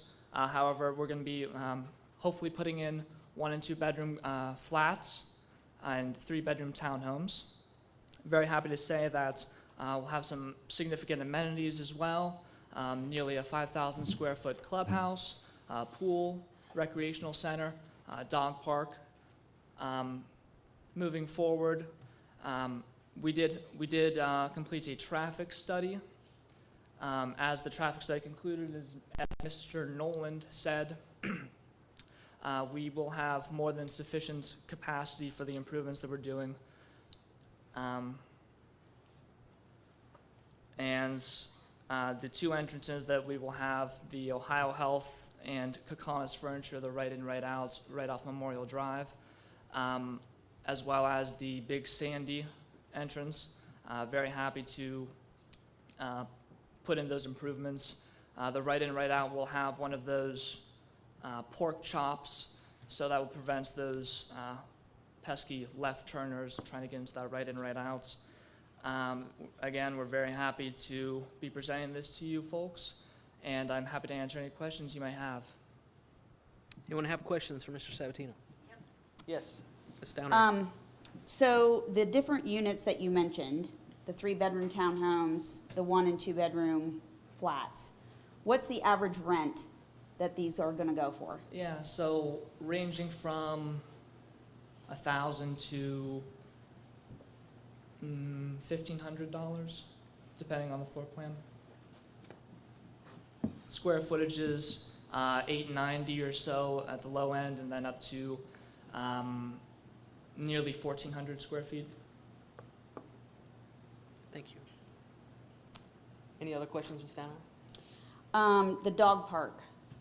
I'm assuming there's going to be a fence around it, and is there going to be like waste stations so that people can pick up after their pets? Because Of course, that is yeah. definitely annoying. Plastic baggies, disposable baggies, and it'll be fenced in. Okay, Very good. thank you. Sure. Are there further questions? Yes, Mr. James. Mr. Sabatino, if indeed this were to pass and the zoning to be changed, what would be your timing for construction? So, depending on approval, obviously, approximately a year and a half from when we begin to move dirt. The first buildings would be available 6 months from when we can begin construction or so. Would start with the clubhouse, and then move kind of across. If you have I'm not sure if you have the site plan in front of you, but yes. So this is something you actively pursue upon any kind of approval? You would Pardon? start the construction process immediately? Well, we still do need approvals for grading and so forth, and Right. we're in the process of working along with Mr. Noland, who's been very, very helpful with the engineering. So we're not quite there yet with the engineering approvals, but Okay. willing, but the city council, of course, would like to move forward. Okay, anyone else have questions this evening? Yes, Mr. McDaniel. Yes, you probably heard the discussion just previously about the access roadways, both the one near Sherwin-Williams and Lowell Drive. Lowell Drive is going to come down into your parking lot area. Emerson essentially is going to be, if this is approved, vacated and become part of the private property, and I assume parking and access roadway or whatever it might be. But do you have any plans to address the concerns we might have? Because I believe most of the residents that are going to be using that egress, ingress are going to likely be yours. It's limited right now, very limited. People might cut through Fairfield Christian area, come out to Memorial Drive, but it's pretty rare. Or they might go back on this side of Sherwin-Williams for whatever reason. Not a lot of traffic currently. Any new traffic will probably come from your development. We're looking for some kind of assurance that that roadway is going to be maintained. We're currently dealing with a situation at another area of the town where we have a private roadway that's not maintained and has not been properly maintained for 20 plus years.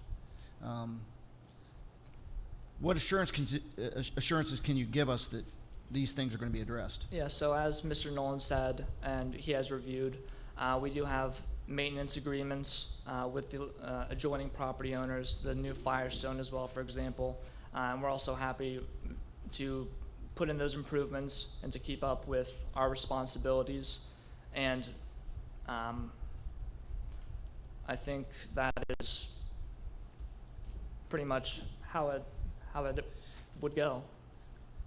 There's no lead person to take charge of the maintenance? The responsibilities are detailed in the maintenance agreements, and I mean. And that I would be agreement already happy- exists? It does exist, yes. Okay. And I should apologize, I'm sure Firestone will generate some traffic there too. At least I'm sure they Yeah. hope to. And traffic studies, of course, have been reviewed and approved, and we do have adequate ingress and egress. Okay, thank you. Yes, Mr. James. I'm sorry. Mr. Matlin. All electric? All electric. Why not gas? We have our own gas department. Yeah. Sorry. Okay. Other questions? Ms. Teener. So I'm so sorry, you said that if this goes through tonight, you guys, if I heard you right, it won't be for like a year to a year and a half before construction? I didn't, I That would couldn't be, hear. I mean, everything is subject to change, and we all know maybe with construction that there are certain delays. Obviously, we're happy to be here now with coronavirus hopefully near its end. As far as construction goes, pending approval, pending grading approval, building permit approval, engineering approval. As soon as we receive all of those nods, it would take, to completely build out the project, about a year and a half. Okay, I couldn't hear the one question down there, and then you said something, because I'm sorry, I couldn't hear what Mr. McDaniel said, so, thank you. Yep. Anyone else? When are you gonna start the project if you get approval tonight? That's the question. When are you gonna start moving dirt and, not when the wall is done, when does it actually look like something's happening? Okay, so when we get the grading approval, we begin moving the dirt. And hopefully, a couple months, a month. Okay. Yeah, I think that's what we're getting hung up on. Okay. Is, I think you're trying to get to completion. When is it, when are we going to see activity? I apologize if I misunderstood, yeah. I have two other questions that are not for him. Okay. One is for Mayor. Is this in the CRA? No. Yeah, okay, that was the first question. The second is Law Director. To Mr. McDaniel's point, we're dealing with this, the River Valley Drive, River Valley Way, or whatever it's called, and then, of course, you got little, part of this project. Is there anything we can do again, nothing to do with this project, but is there anything we can do with our ordinances to basically protect us much better so we're not dealing with this situation in the future? And you don't have to answer that right now, but I think it ought to be something we ought to be thinking about. It's River Valley, we have a private road in River Valley in the mall area. Yeah. And we, trying to get something done with the owner is problematic. But your point, Mr. Stoughton, is germane in that there's an agreement with those property Yes. owners for how that was supposed to be maintained, and it has not been. And so I'm interested in what enforcement mechanism there is to ensure that whatever this agreement is between the property owners, all of whom are going to own their half of the road to the center, how we're going to enforce and ensure that it is maintained. I think that's a significant question that remains unanswered, at least who the lead dog in that is, so that we can make sure we don't end up with another issue like what we have, because it is a considerable problem for the city. With all due respect, Mr. Rule, I'm not gonna hold him accountable Agreed. for the sins out there. Agreed. But at the end of the day, the city ought to do something to ensure that anything in the future, we protect ourselves and the fact that we actually can take action and fix these problems. I don't disagree, but there doesn't seem to be a way to do that currently, as you suggest, and so whatever the role may be, we just want to make sure it's going to get maintained. And if it's private property, then it's either the private property owner's responsibility, or we have to be able to do something. So, okay, anyone else? Mr. James? Not to try and put you on the spot or anything. Anymore. I know that you've developed part of that area out there by the River Valley Mall, correct? Correct. We own River Valley Apartments, yes. And that roadway we're talking about has been a real point of contention from that standpoint. But from your from your development, they gain access to that, do they not? That particular street we're talking about? I'm sorry, who gains access to the, Does it connect with the development that you all have done out there? Midtown Apartments? Oh, No. The Midtown Apartments are yours, right? those are, River Valley Apartments. Or River Valley Apartments, okay. did that answer your question? Yeah, sort of, Yeah, we're not affiliated with, right. yeah. Okay. Yes, I Mr. just want to call a point of order. We have to stay on task. We're talking about the development that is in question now. We understand that we have a problem with the existing River Valley area, and I agree that we need to take a look, and if we can get a copy of that maintenance agreement, that would be great, if we're entitled to see that. But we have to stay on point and talk about this development. This, And we would be very happy to provide it. thank you. Anyone else have questions today? Okay, thank you for being here. Thank you. Are there others who would, probably not after this, but are there others who would like to speak in favor of? Yes, sir. Hi, I'm Ron Sabatino. RJ's my son, and he recently graduated from Ohio State. He's been with us for 6 months and doesn't have some of the information that you've asked for. I'm going to try to clarify briefly. The roadway, private driveway already exists. And we have tendered the maintenance agreements to Mitch previously, so the city has them. We're pleased, they're happy to give you more if you like. The difference between the problem that you had and this one is the maintenance agreements allows any of the parties to lien the other ones, whereas as a victim of the River Valley Mall, it's all out of our hands. We don't have any control of it yet. But we may be able to help you with that eventually, which is a different matter. So the main difference here is it's a 4-party agreement. Sherwin-Williams, the new tire store, us, and either of us have the ability to go do the work and then sue the other parties in court if they don't pay their fair share. And we're willing to take the lead to see, just like our parking lot and our private roads, which are typical in any private development, will be maintained properly. We're willing to take the lead. We're not gonna allow anyone else to not take the lead. I mean, if somebody calls us and say there's a pothole, we wanna repave this, we wanna seal it, we're willing to participate, and we'll do so. We've also been willing to do it on the other issue, but again, it's out of our hands. Let me just state to clarify some other questions about streetlights. We'll have over 40 streetlights throughout our apartment complex, and they're all designed to have downlighting and not to shed on adjacent properties.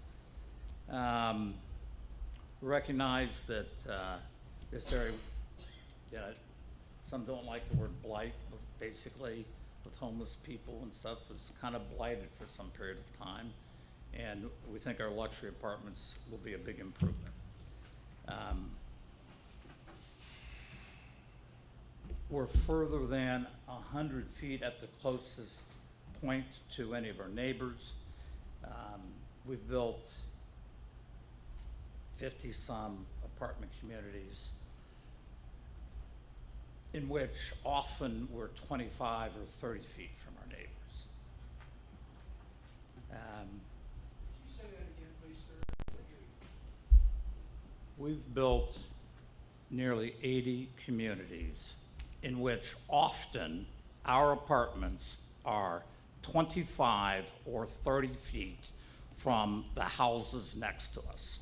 We're over 100 feet at its closest point here. I have some other comments, but I'm going to save them for rebuttal. Thank you. Any Thank you very much, questions? Mr. Sabatino. Anyone have questions? Yes, Ms. Downer. I meant to ask this earlier, so I apologize. Are you planning on any garages with these apartments? Yes.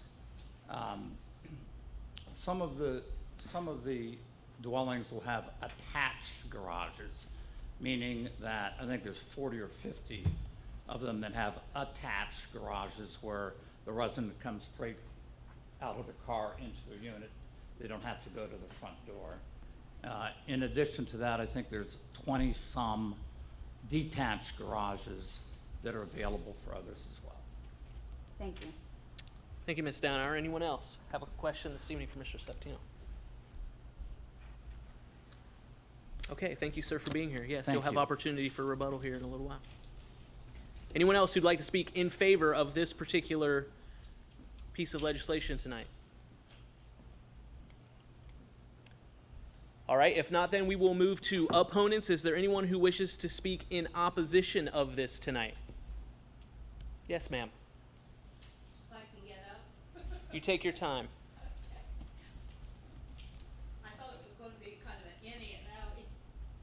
Wait a minute. Get one, please.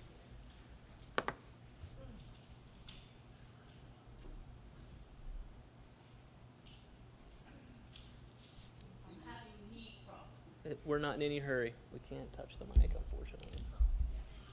We'd bring that microphone to you, ma'am, but we just can't be having folks touch it this evening, so just do the best you can and take your time.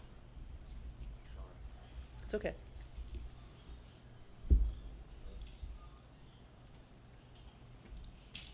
It's been a bad day today. I'm sorry to hear that. Me too.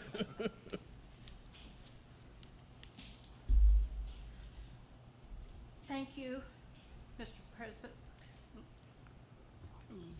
Okay. That's okay. Yeah, they'll get it for you. This isn't for midgets, is it? They'll pick it up. Go ahead. Thank you, Mr. President, councilmen and councilwomen. I'm privileged to be here tonight at this public hearing.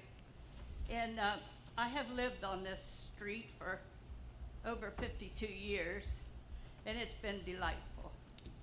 We had our own private park, so to say, with animals, deer. People fed the deers. We had a lot of birds. We had some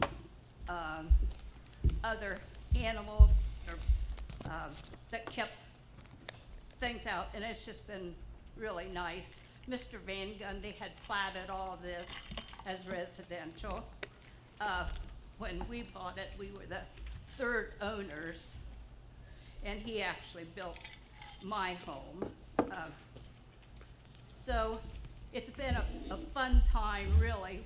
Kids played baseball in the field because he didn't care if we used it, and so we mowed it for him, and it's been great. We do have some concerns which have been voiced by my neighbors and myself. The density of the 220 apartments we feel is excessive. This would create excessive noise and light. Apartment residents could have up to 400 cars or more producing exhaust fumes. When you have 220 apartments, most people have 2 cars. That, in addition to the proposed development of 79 acres on Columbus Street, would greatly impact the quality of air in our area. And currently, our mayor has commented that the safety forces are understaffed with 3 per department, and that further reductions will be predicted, but every resident depends on these services, whether they're there now or new ones to come. And we need those services. I've used them. They're great. We have great police. We have great fire department people. An additional 400 cars on Memorial Drive would only add to the Memorial Drive drag. And another thing it would decrease, we felt would decrease our home property values. Many people bought their homes for the whole package.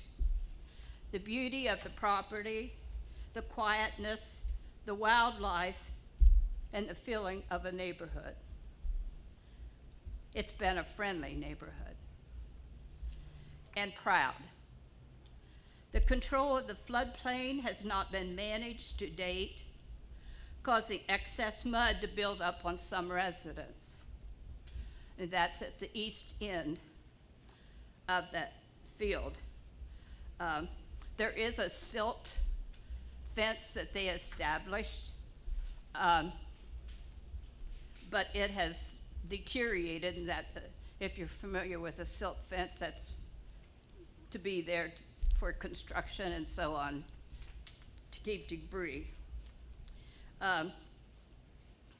But I think it's going to have to be reconstructed when they start. It's going to be a repeat project. The cutting of the trees was a big surprise to all of us. About 2 weeks after the City Planning Commission, I thought I heard something that morning and went out, and I saw this huge machine in the field, and as I watched it was like a lawnmower mowing trees down. So I watched them all day. They were back the next day, taking more trees down, and we didn't know what was going on. I did finally find out about 2 weeks later about the Indiana bat.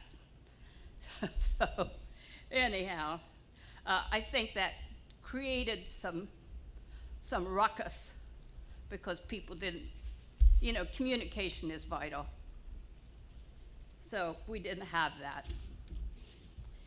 And if you review the petition submitted, you will find that nearly every abutting homeowner has signed protesting the development of these apartments. We thank you, I thank you, and we ask for your consideration in this matter. Have a good evening. For the record, would you just mind to state your name, please?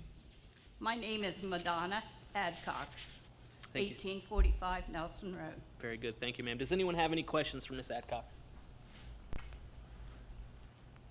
All right, well, we appreciate you being here this evening. Someone maybe could please help her back to her chair there.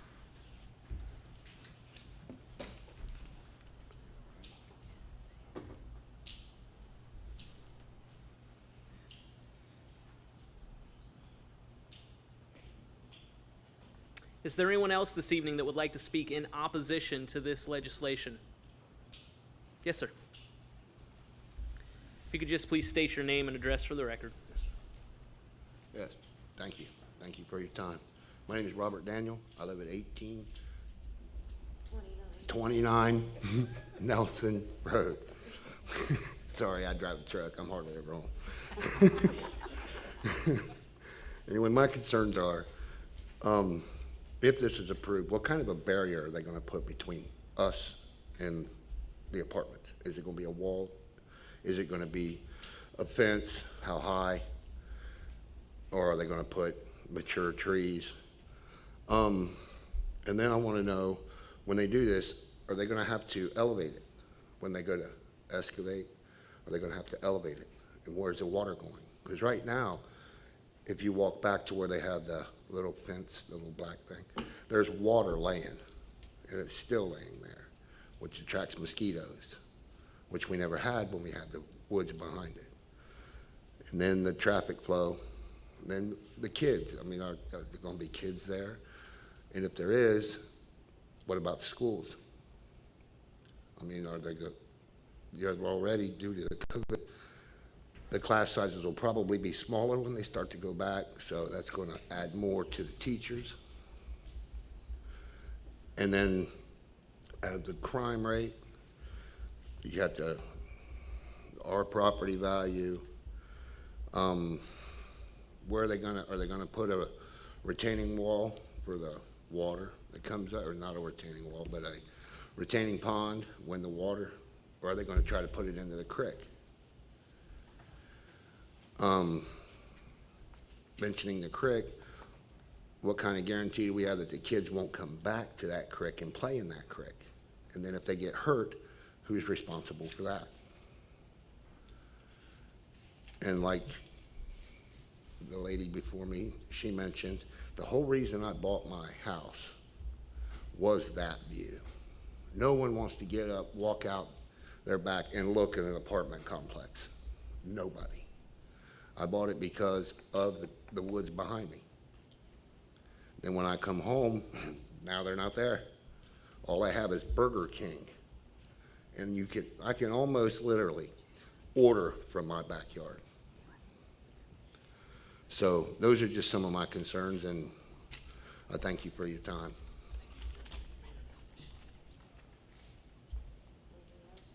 Anyone else who'd like to address this particular ordinance in opposition? Yes, ma'am. Would you please state your name and address for the record? My name's Tamara Chippy, and I live at 1829 Nelson Road. Maybe some of my questions might seem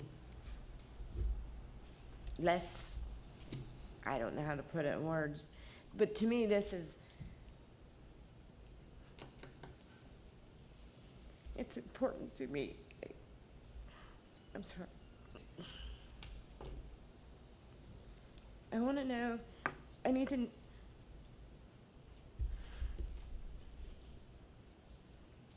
I'm sorry, it was the first home we bought.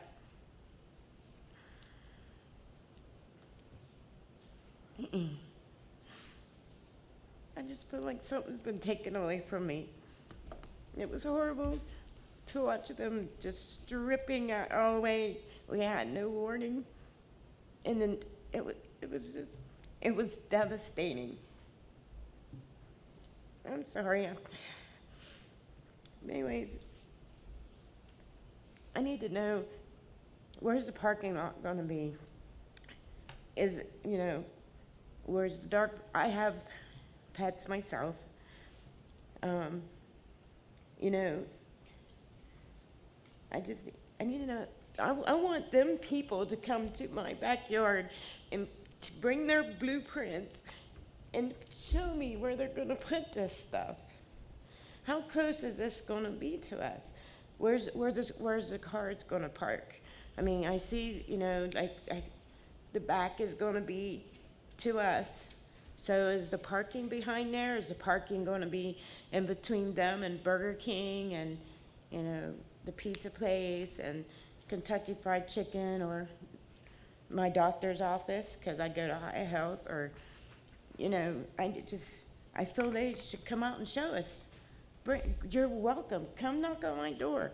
Show me the layout of where all this is going to be. And I do believe we are entitled to have a fence put up, because the creek, and that's another question, like, since the creek runs through all of our properties, do we own it or does the city own it? Because we maintain the creek. Heck, we maintain that property. We're still mowing it clear out to them where they left a few little stubby trees. Betty, my neighbor, she lives in between me and her. We're all still mowing our yards, except for, I would appreciate it if the houses that aren't mowing anymore, I don't know who takes care of that, the city or the people that now own the property, but that grass is like this high now. So that's gonna cause a concern for snakes, rodents, now that no one's maintaining that down there, but I just feel that, like, the traffic's gonna be horrible. We all know traffic on Memorial Drive come Friday night, between 5 and 7 is miserable. And now they're gonna put at least 200 or 300 more cars. Everybody leaving for work between, probably 5, 7 in the morning. And I feel that we have a right to know where the swimming pool's gonna be placed, where this dog park's gonna be, how close is that parking lot gonna be to my backyard?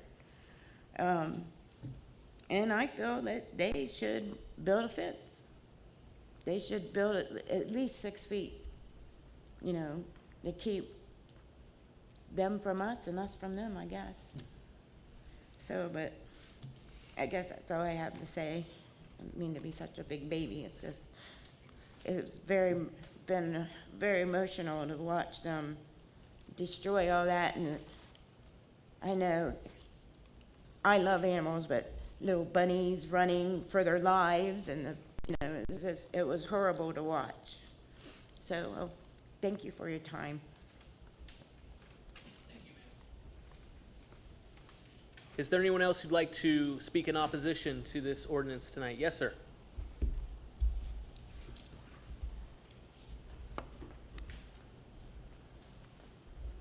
President Council, Mr. Mayor, council members, I first want to thank you for all you do. I'm the director of the Foundation Homeless Shelter on the west side of Lancaster, and before that I was an innkeeper, and there were several nights that I sat up late, and the only thing I could really find to watch was the videos of the council meetings and so as you can imagine, that usually would help me with my difficulty with sleeping. Yeah, that's a rough night. No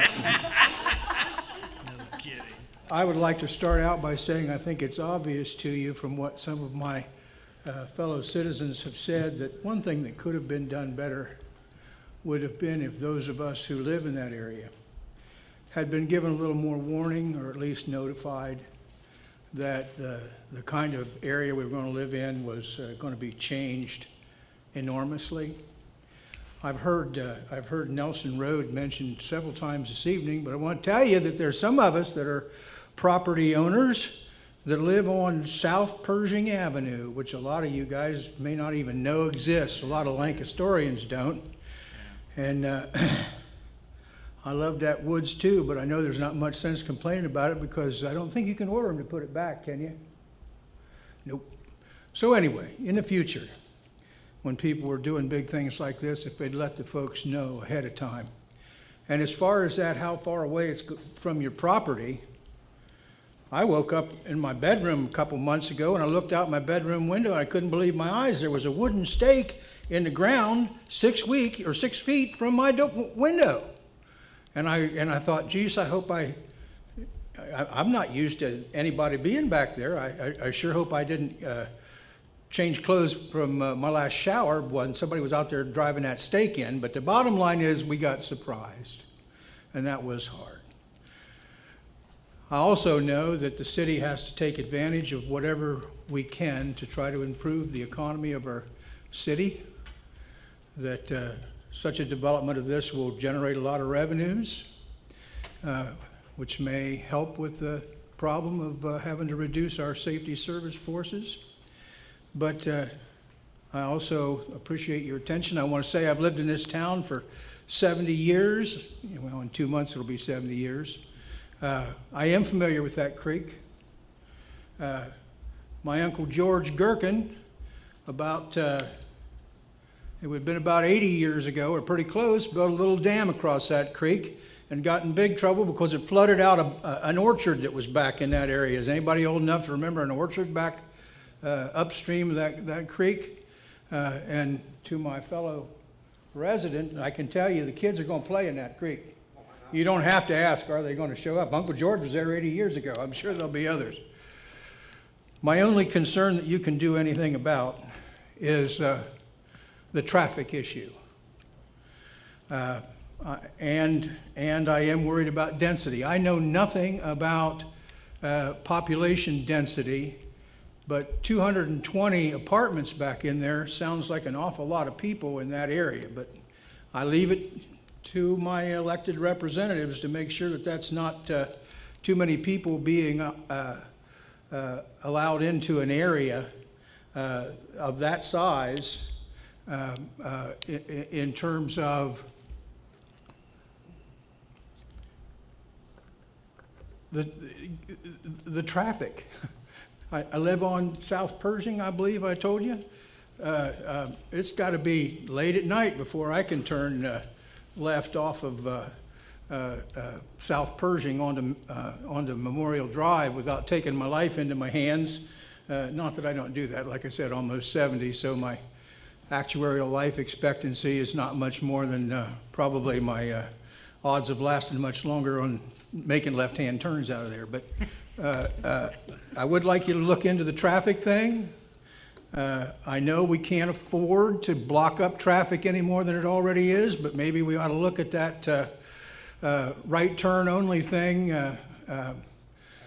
and think about traffic lights or something so that things aren't, I don't know, I'm not a traffic engineer, but I do know that it's hard for me to believe that you can put 220 residences in that small area and that the only way that the residents are going to be able to get in and out is on Memorial Drive. So before you take any action on this, I'd urge you to look long and hard at the transportation issues and the traffic on Memorial Drive, and I appreciate your attention, and once again, thank you for your service. Thank you, sir, for being here. I neglected to do it the last time around. Let me just ask, does anyone have a question for this gentleman? Yes, sir. Just a quick question. You didn't tell me your name. Oh, Jerry Waits. Jerry Waits. Jerry Waits. And Jerry, I've been down South Pershing before between Chipotle and, is it Arby's or Rax? Yeah, you know, you shouldn't, I can never remember either, but you shouldn't have brought that up because my wife, wonderful woman, but she gets nervous easy. I always wanted to live in the country, and she would have been a nervous wreck living in the country. So the good Lord gave us that house where I had the country in my backyard and a roast beef restaurant in my front yard. It was a great place, and I'm not complaining. If the city gets better, that's wonderful. I'm willing to deal with it, but I think you need to look into that traffic. And thank you very much. Thank you, sir. Does anyone else have a question? Ms. Teener? I did. You said something about you being notified. When was everybody notified that this change was going on? Well, I was notified one morning when I looked out my bedroom window and there was a stake in the ground with an orange. And that could have been months ago. I don't know. I think those, I'm getting old enough that time kind of gets away from me, but I think those went up maybe 3 months ago. Was it, that's as much, because I can't remember. It seems like we've had it on our radar for quite a while. So that's why I was kind of wondering when the residents knew. Well, how would a resident get it on their radar? Well, Abutting property owners would have been informed of the public hearing for the planning commission Well, I when can that tell was you sent that out. that did not happen for me. I don't want to make any big No. deal about it, but it didn't happen for me. Yeah. Unless it was done in such a way that my good wife Lucy threw it away thinking it was junk mail. Understood. Oh. But if it does go through with the map the way it is, and they put in that drainage pond, that'll be right in my backyard. And as long as somebody keeps the mosquitoes killed, you won't hear any more out of it. But if I start getting bit by mosquitoes, I'm gonna start showing up and holding forth at these meetings until you guys are sorry that you did not make sure that wouldn't happen. Thank you. Thank you, sir. Is there anyone else who would like to speak in opposition? Yes, ma'am, I see you back there, please.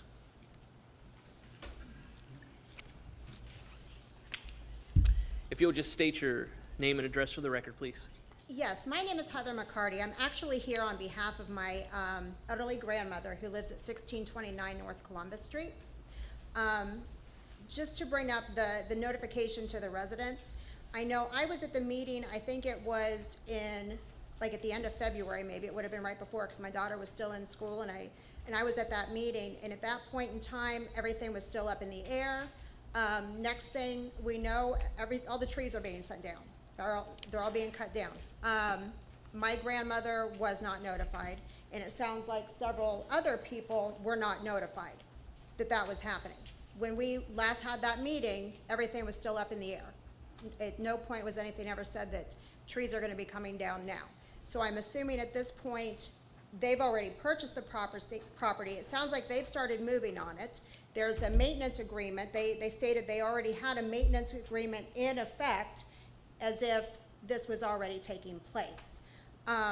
So I apologize, I'm a little worked up from sitting back there listening to all of this stuff going on. She did have a couple of questions. Now, something was said about, I think maybe the Indiana map or something, that was the reason why the trees came down. Indiana bat migration. Indiana bats. Yeah. So I'll interject quickly, ma'am.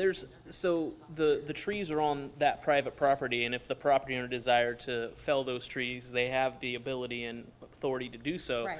The reality is that there is a law in place that requires that those trees be taken down by a particular time given the size of that property, or else a period of time would have to pass into October, I think, before they'd be able to take them down. And so that's the reason that they came down when they came down.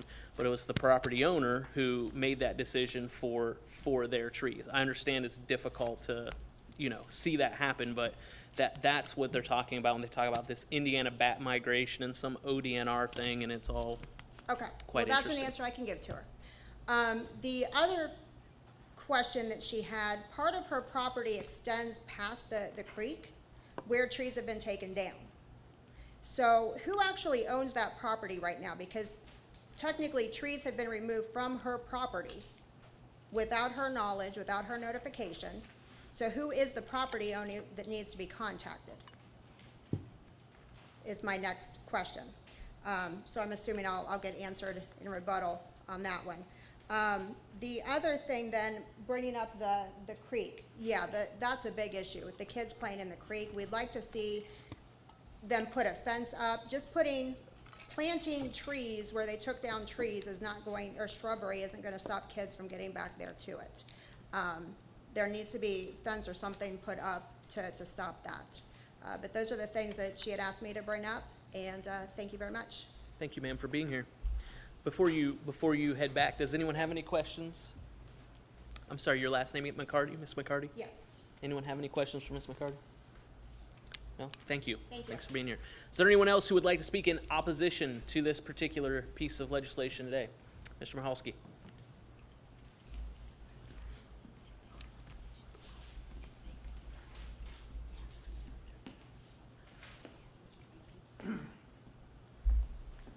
As I indicated to President Uhl, my main issue is with regard to the vacation of Lowell Drive. But since Lowell Drive is being proposed for vacation because of this development, I'm going to address both of them at this time. With regard to, first of all, let me say for the record, my name is Ray Mahalski. I'm an attorney here in town, and I represent Windsor Plaza. Windsor owns the property at the mouth of Lowell Drive, right on Memorial Drive. If you're facing that side of the property, they're on the right, and the Gustafson property, which is the Kokonis Furniture Store, is on the left. This particular road is a paper street, as we might say in real estate. It's not improved in any way right now. What you see at the mouth of the road is just people who have graded it, put stone on it, and are using it as a driveway. It is platted, and it could be open, but it never has been. As a matter of fact, when Lowell Drive was initially platted back in 1947, it did not go to Columbus Street. It swung around, it came in where it comes in right now, but it swung around to the left and joined Emerson. Ultimately, and Emerson went all the way out to Whittier. But as you can see now, there aren't any streets out there. Those have all been vacated, and there's just the stub of Emerson, which my clients have no particular beef with having vacated. However, we do have some issues with regard to vacating Lowell Drive. Lowell, as I said, goes all the way out to Columbus Street, and in the traffic study that was done for this development, nobody said a word about whether or not Lowell Drive could be used for access down to Memorial Drive. It wasn't even looked at. And I think that that's very important. I think that Lowell Drive is an important asset for the city. And as I'm addressing my remarks here, I think it's an important asset for the people who are going to be living in these apartment complexes. I've been doing development work for over 40 years.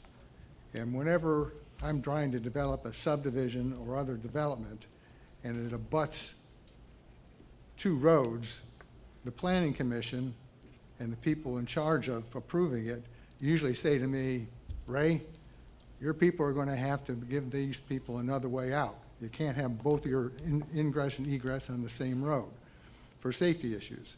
That's particularly important, I think, in this particular case, because you're asking for 200 and some apartments back there, and well, first of all, the one right in, right out is not going to be of very much use, I don't think, in an emergency to get people in and out of that apartment complex. You have to evacuate it. The other road, Big Sandy Drive, you have to cut through the apartment complex to get to it. It is a private drive, which I'll address, but I think that there needs to be another way out. There needs to be a pressure valve, and I think having access out to Columbus Street is important for that purpose. And a bridge would have to be constructed. It's not inaccessible. Mitch Nolan and I talked about that, and he indicated that it would be an expensive bridge to put in, but it could be put in. And going out to Columbus Street, it could be right in and right out as well. If people are worried about there not being a traffic light there, which there's not. But as far as access is concerned and gridlock on Memorial Drive, I think there needs to be another access to another public road, and we're in favor of that road being Columbus Street. Now, with regard to, excuse me,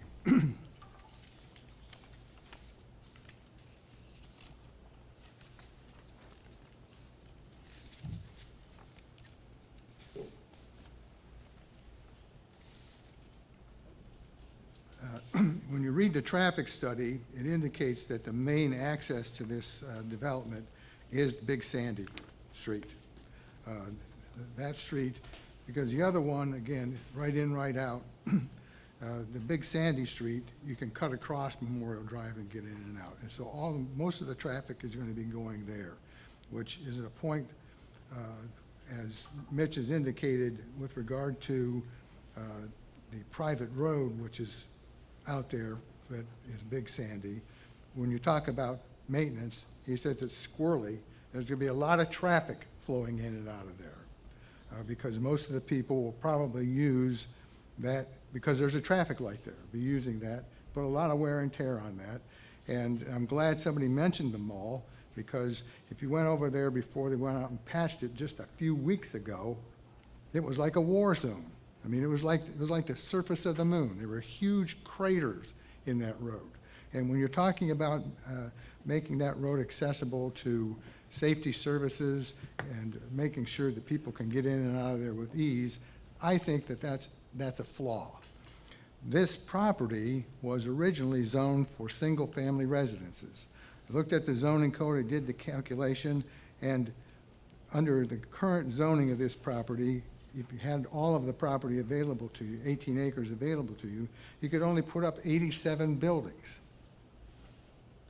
as opposed to 220. That's a big difference. That's a massive difference. And so, and also that's going to be creating a lot more traffic out there. Excuse me. And I think with regard to the maintenance out there, Mitch said it was kind of squirrely. Well, one way of getting around squirrels is go ahead and put up a maintenance bond. Those are required all the time in other cities and in the townships. You put it in, you get a development bond, a construction bond, and then you put a maintenance bond up. So that if you don't get it done, somebody can go and get the money from the maintenance bond to improve the road the way it's supposed to be improved. None of that's been mentioned here, and I'm really concerned because this is just right across the road from the mall area, and there's a lot of traffic. Kroger's out there, other places are out there.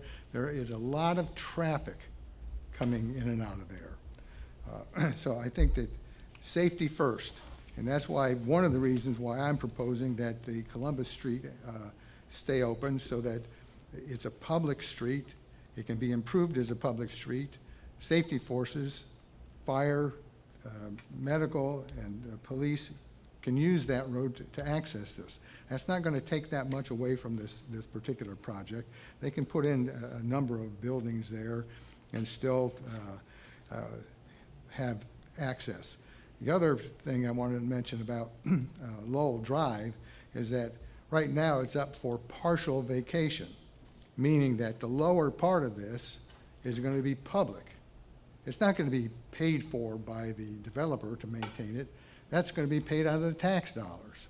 So it's a public road leading into a private development, and I think that either the whole thing should be vacated if they're going to do that, or none of it. It should stay intact.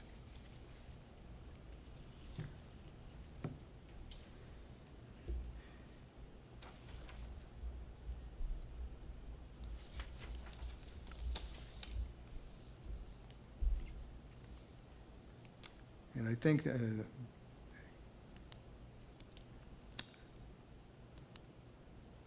I don't think I have any other comments. I'd be glad to answer any questions. Thank you, Mr. Mikulski. Does anyone have any questions? I saw Ms. Downhour, and then we'll go to Mr. Stoughton. So where are you proposing Lowell Drive connects with Columbus Street? It currently, if you took a look at the, did you get a copy of the memorandum that I emailed?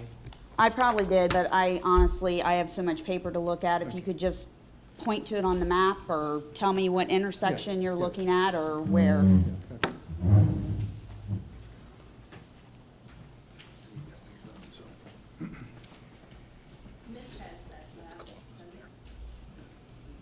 While they're taking a look So at he's that, does taking anyone it else two- have questions for through Mr. two Mikulski? houses? Well, that's what he's proposing. Now, So you're proposing that Lowell Drive go out to Columbus Street right in between two houses? No, those are vacant lots, and actually, the developer of this project owns both of those lots, Okay, or is going to own both those lots. So there aren't houses there right now. okay, And so and, they could be screened, the road could be screened from the other houses. And a bridge would be, needed to be installed in order to ford the stream. and who pays for the bridge? Well, I would say that if I were the city, I would want, if the developer is gonna go put it in, that the developer foot the bill. You wanna build it, pay for it. I've heard that a lot of times from a lot of different planning commissions. And I have one more clarifying question, but I can ask it now or I can wait. Go ahead. So earlier in your comments, you stated that there are 200 and you said the acreage would allow for 80 houses, not 220 buildings. Right. I don't see 220 buildings on this layout. I see 220 apartments, but not 220 buildings. I just want to clarify Well, you got- what you said. I said 80 houses, 80 houses. Given the size of the houses that need to be there and the amount, size of the lots under the zoning code for this area, you could only put 80 houses back there on that whole 18 acres. Okay, That's but you the made a density. comment about 220, and I want to make sure that the public heard, because I thought you said 220 buildings. No, 220 units, 220 individuals or families. That's a lot more than if it remained single-family residential zoning. That's gonna dump a lot of traffic out there. That's my point. Okay, You're thank you going for from- clarifying. Sure. Very good. Mr. Stoughton, did you have a question? I do have a couple. Go ahead. You did say buildings, which is why I understand. Oh, okay. And then you mentioned unit stuff. I apologize for the Yeah, error. no, that's fine. First of all, thank you for the information you sent, as you normally do. I appreciate that. I just have a few questions for you. And Mitch, you listen to these questions because in rebuttal, you get to answer the same ones. So, other developments that you've done, and they all tell you that you need a second access.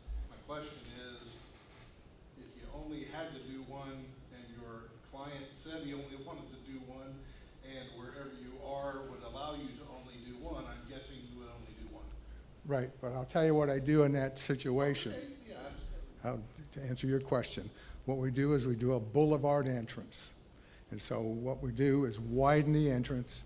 And I'll give you an example where I think it's off 188, the residential area there, I can't remember what it's called, but we put in a boulevard there so that 2 lanes could go in and out. You talking about the woods? The woods, right, yeah. Okay, well, that's good, that helps me understand what you would do in the event that you didn't have to have 2.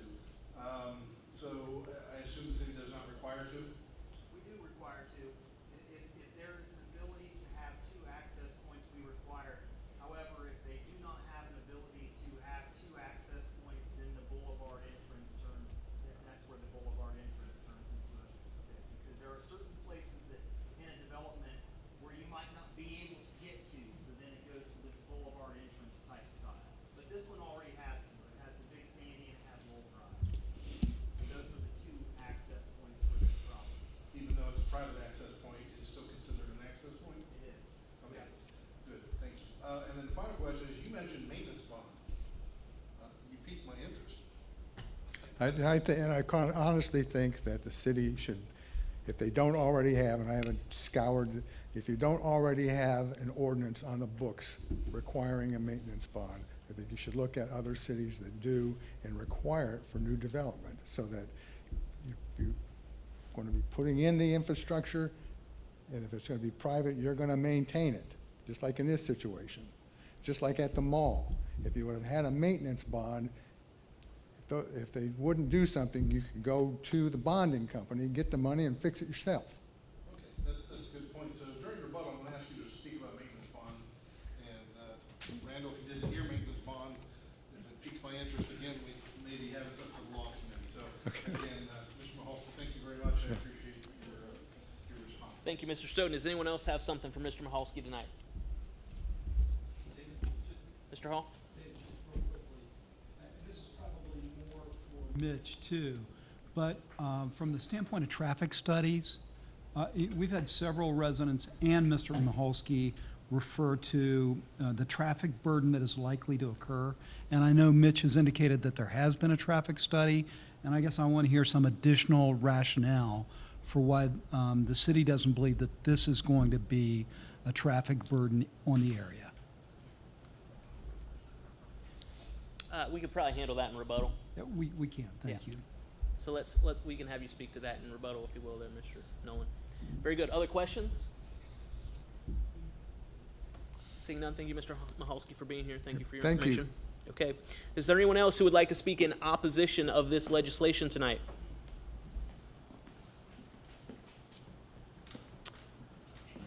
Oh, you just made it in under the wire, Ms. Hilberry. Well, I wasn't going to, but Go ahead. Cindy Hilberry, 924 Marquette Drive, Northeast Lancaster, Ohio. Madonna's my mom. I helped pass petitions on her behalf. I just wanted to say the residents were so concerned about all of this. They had a lot of questions, which I couldn't answer. One of their main concerns was the traffic on Columbus Street and whether or not there was going to be an egress. There wasn't, according to the map, so that is what I told them. I showed them the map that I had. I would ask council that if they do decide to pass this, that they consider a privacy fence with landscaping on the resident side, and that they also consider asking the developer to put in real security cameras so that we can see. The creek is a big concern. It's a liability. It's on our properties, so it is a big concern for the residents. So thank you for your consideration. Thank you, Ms. Hilberry. I'll just mention that both Ms. Adcock and Ms. Hilberry are former clerks of this council, and we appreciate your service, your past service to the city, so thank you. Anyone else who would like to speak in opposition?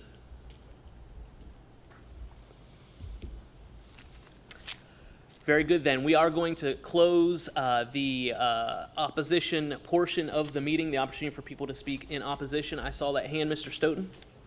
Mr. President, I'd like to make a motion that we take a 10-minute recess at this moment. Very good. Is there a sec? Sounds like there are seconds as people are. Oh, do we need a roll call vote? Roll call? Do we have to? Roll call or aye? All those in favor signify by saying aye. Aye. All opposed? We are in recess for 10 minutes. When we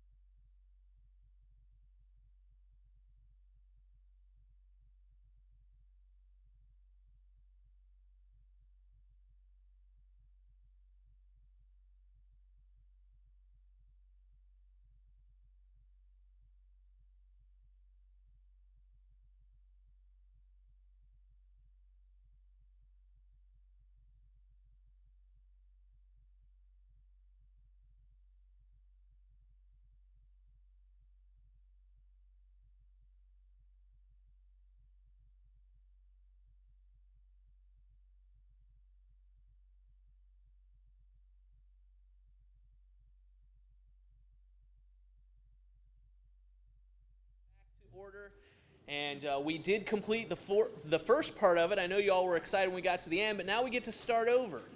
And proponents, those who are in favor of this ordinance, have the opportunity in rebuttal to speak. Let me just remind you quickly. You may only do so as a proponent if you spoke in the first round. So you had to have spoken previously in order to be able to address us again in rebuttal. With that, is there anyone who spoke previously for this legislation who would like to come and provide comment? Yes, sir, Mr. Sabatino. I don't think so, because we just took a break. Good evening, Ron Sabatino. I'm going to try to address some of the comments from the audience. First, in addition to whatever public notices that the city sends out, we sent out a letter, including a phone number and email address, to all of the residents on Columbus Street and what's the other street? Nelson. What is it? Nelson Road. Nelson Road. In fact, RJ spoke with many of the people, including this lady here, on the telephone prior to the notice of the hearing. So we recognize that because we're an infield site, in that everything around us on all edges is already developed, that there'll be some that like it the way it is. And it's, we just try to do the best we can in understanding that things aren't going to be empty forever. I mean, the site is underutilized. I call it blighted. Maybe someone wants to use a different word. And we're happy to bring an apartment community here. There was comment about the density. Our density is approximately 12 units to the acre. Many cities, as you may know, and Mitch can talk to other cities, eagerly approve 36 units to an acre today. In the city of Dublin, who used to be 1 unit per acre, if you've been over to Dublin lately, are doing 100 units an acre down on Bridge Park. Let me talk about the difference, the access road. There was some comment about a bond. Again, we're willing to discuss it, but I think there's a meaningful difference between this private road and the other issue that you may be having in the city. And that meaningful difference is this is not a road that goes anywhere. This is not a road where folks are going to the grocery store or, to the doctor's office. The only folks that have any purpose in using this road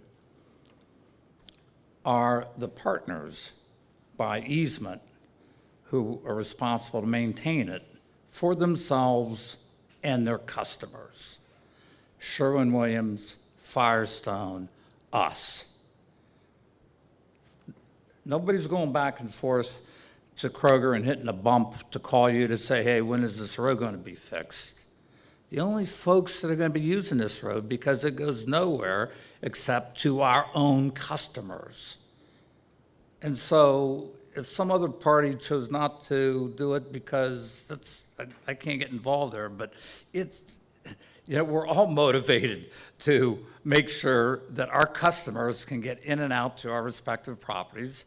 And if somebody's dragging their feet, any of us have the right to lean each other and to go do it ourselves. That's a meaningful difference to the issue you have down by the mall.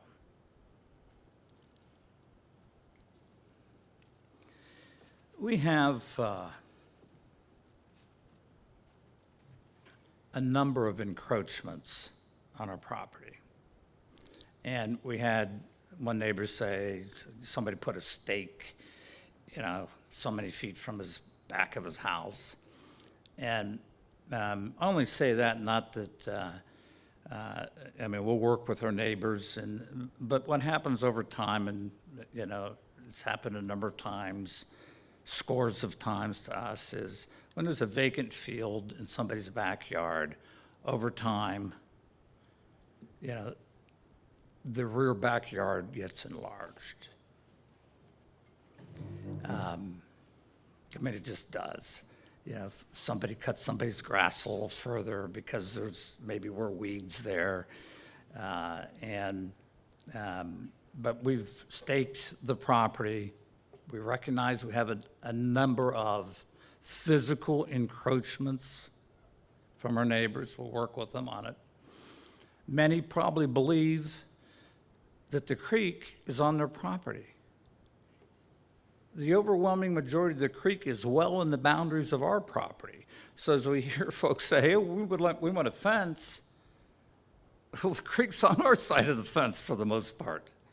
So, I mean, I don't think a fence is appropriate for a buffer back there, because certainly we don't want to, put a fence in the middle of our property. There were questions, and I did bring the site plan that Mitch showed you earlier in response to a lady, and I'll leave it here, and will you hold this up? Again, I'm trying to limit it to rebuttal of comments. That all of the parking, all of the driveways, all of the streetlights, all of the front doors are not facing the homes behind us. So the buildings and the rear of the buildings will face those. And in front, the opposite side of the buildings, the opposite side of the apartment buildings will be the parking, the driveways, the street lights, and front doors. RJ didn't know. He tried to give the political answer of, we'll start when we get our permits. We would like to start July 9th, 31 days from today. And if we have the permits, that's when we'll start and would be finished somewhere around 18 months thereafter.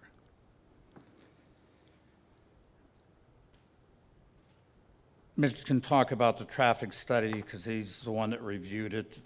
He and his expert that concludes that there are no traffic impacts, and our 2 access points that we have are more than adequate. I will say that if we proposed an access to Columbus Road, you'd really have our neighbors screaming. This is approximately $20 million job. It will create 200 man-years of construction. A man-year is 1 man working for a year. 200 man-years is the job creation for, the construction. We'll have about 5 full-time employees and numerous service providers for the other services that we don't provide. You could figure out the revenue associated with, out of the 20 million, 60% of that is labor, 40% is goods and materials.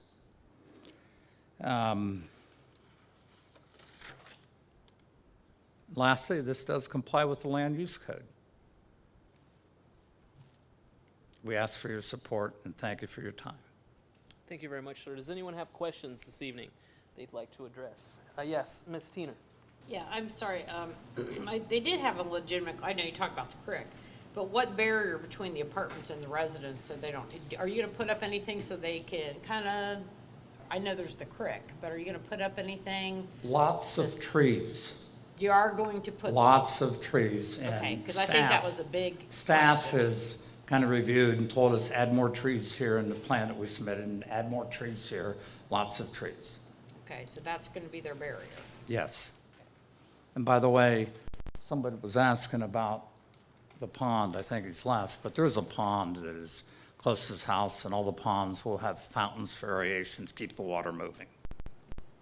Very good. Yes, Ms. Tina, go Yeah, I'm ahead. sorry, I think one of the gentlemen mentioned something about water, there was flood or something, there was water standing or something that, It's a floodplain there. yes, Yeah, so, I mean, yeah. I don't know. There's water standing in the creek, there's water standing adjacent to the creek. When it rains a lot, the purpose of a floodplain is to hold the water for a time before it goes into the creek or permeates to the creek.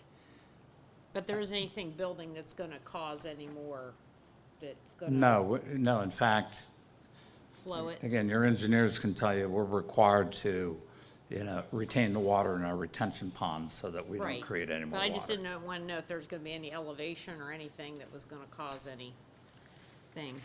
We're not allowed to fill the floodplain, so Okay, it because I'm kind of just is trying to get what their it is. questions answered. Okay. Thank you, Ms. Tina. Stand out.